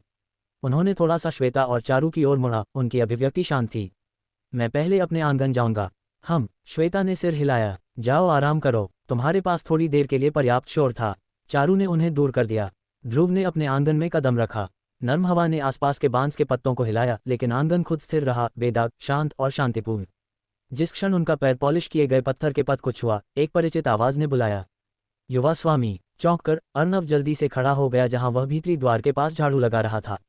साधारण परिधानों में सजाया गया, उनकी आस्तीन ऊपर लुढ़का हुआ था। युवक क्षण भर के लिए घबराया हुआ लगता था, फिर सम्मानपूर्वक झुक गया। आपका वापस स्वागत है, ध्रुव ने विराम दिया। अर्णव। अब एक मुख्य शिष्य होने के बावजूद अर्णव ने अभी भी उन्हें उसी तरह से संबोधित किया जैसे कि कुछ भी नहीं बदला था। जबरन विनम्रता के साथ नहीं, बल्कि वास्तविक गर्मजोशी और आभार के साथ। ध्रुव ने उन्हें यहाँ देखने की उम्मीद नहीं की थी। स्वर्ग तलवार पंथ ने स्पष्ट रूप से अर्णव को अपनी बांह के नीचे ले लिया था, उन्हें ठीक से पोषित करने पर ध्यान केंद्रित किया। वह ज्यादातर समय एकांत में था, लेकिन ऐसा लगता था कि उनका एकांत आखिरकार समाप्त हो गया था। ध्रुव ने आंगन में अपनी निगाह बढ़ाई। एक भी पत्ती जगह से बाहर नहीं थी। पानी का बेसिन चमकता था, पत्थर के रास्ते को साफ किया गया था, जड़ी बूटी के बर्तन प्रकार और आकार से संरेखित थे और घास को ठीक से काटा गया था। ये केवल एक बार किए जाने के लिए बहुत सावधान था। अर्णव नियमित रूप से ऐसा कर रहे थे। तुमने इस जगह की पूरी समय देखभाल की है। अर्णव ने थोड़ा शर्मीला होकर अपना गाल खरोंच लिया। खैर, यह एक युवा स्वामी के सेवक के रूप में मेरी जिम्मेदारी है। युवा स्वामी के वापस आने पर मुझे इसे ठीक से साफ रखना पड़ा। ध्रुव ने एक फीका सिर हिलाया। उनकी अभिव्यक्ति अपठनीय थी, लेकिन उनकी आंखों में एक फीकी गर्मजोशी चमकती थी। अपनी स्थिति के साथ इस काम को एक कारीगर को देना आसान होगा, लेकिन ऐसा लगता है कि वह अभी भी इसे खुद करने पर अड़ा हुआ था, जैसे कि वह एक कारीगर था। उनकी निगाह तब अर्णव पर फिर से बस गई, इस बार अधिक तेजी से। स्वर्णकोर क्षेत्र, एक स्थिर ठोस नींव, कोई उतार चढ़ाव नहीं, कोई अस्थिरता नहीं। वह ज्यादा देर पहले टूट नहीं गया था, लेकिन ये पहले से ही परिष्कृत था। और यह उनकी सच्ची ताकत भी नहीं थी, यह उनकी समझ थी। उन्हें एक तकनीक दे और वह इसे घंटों में समझ सकते थे। दिनों में इसमें महारत हासिल करें, सप्ताहों में सही करें। वह उनकी असली धोखाधड़ी की क्षमता थी। उनकी खेती की गति वास्तव में उनकी समझ क्षमता की तुलना में काफ़ी उपप्रबंधक थी, और फिर भी वह अभी भी स्वर्णकोर चरण तक पहुंचने में सफल रहे थे। ध्रुव जानते थे कि जबकि वह खुद आत्मा गठन क्षेत्र तक पहुंच गए थे, एक और भी बड़ी उपलब्धि, ये केवल उनकी प्रणाली से समर्थन के कारण संभव था। वास्तव में अर्णव एक नायक थे। स्वर्णकोर चरण पहले से ही, ध्रुव ने शांति से कहा। अर्णव थोड़ा शर्मिंदा लगता था। युवा स्वामी की उपलब्धियों की तुलना में ये कुछ भी नहीं है। अर्णव ने शर्मीली मुस्कान के साथ अपनी गर्दन के पीछे को रगड़ते हुए कहा, बधाई हो युवा स्वामी। वह थोड़ा सा सीधा हो गया, अब पहले की तरह संकोची कारीगर नहीं, बल्कि अब एक आत्मविश्वासी खेतीहर की संतुलित असर रखता था। अपनी उम्र में आत्मा गठन क्षेत्र तक पहुंचने के लिए, तलवार इरादा को समझने के लिए, पूरा पंथ तुम्हारे बारे में बात कर रहा है। वह धीरे से हंसे। युवा स्वामी पहले से ही कई लोगों के लिए एक मॉडल बन गए हैं, अर्णव ने ईमानदारी से कहा। बुजुर्ग कनिष्ठ शिष्यों को प्रेरित करने के लिए एक उदाहरण के रूप में युवा स्वामी का उपयोग कर रहे हैं। उन्होंने कहा कि आप ठीक उसी तरह के खेतीहर हैं जो सभी को बनने का प्रयास करना चाहिए। ध्रुव ने एक नर्म छोटी हंसी दी। पूरी तरह से मजाक नहीं कर रहे थे, लेकिन नहीं बहुत प्रभावित थे। वह जानते थे कि वही बुजुर्ग हो सकते हैं जिन्होंने पहले एक शिष्य के रूप में उनके प्रवेश को अस्वीकार कर दिया और खारिज कर दिया था। खैर, वह उन्हें नापसंद नहीं करते थे और यहाँ तक कि आशा करते थे कि उनका समर्थन काम कर चुका था, तब शायद वह स्वर्ग तलवार पंथ आने से बच गए होंगे। लेकिन इसके बारे में सोचते हुए यह शायद सबसे अच्छा था। कई चीजें हुई थीं, अच्छी और बुरी, लेकिन शायद अर्णव से मिलना सबसे बड़ा परिणाम था। उन्हें विश्वास था कि उनका रिश्ता अच्छा था और अर्णव उनके दुश्मन नहीं बनेंगे। लेकिन वह कुछ ऐसा था जो केवल भविष्य ही फैसला कर सकता था, कौन जानता था कि क्या होगा। अर्णव ने जारी रखा, यहाँ तक कि पंथ नेता ने तुम्हारा उल्लेख किया और कई मौक़ों पर तुम्हारी तारीफ की।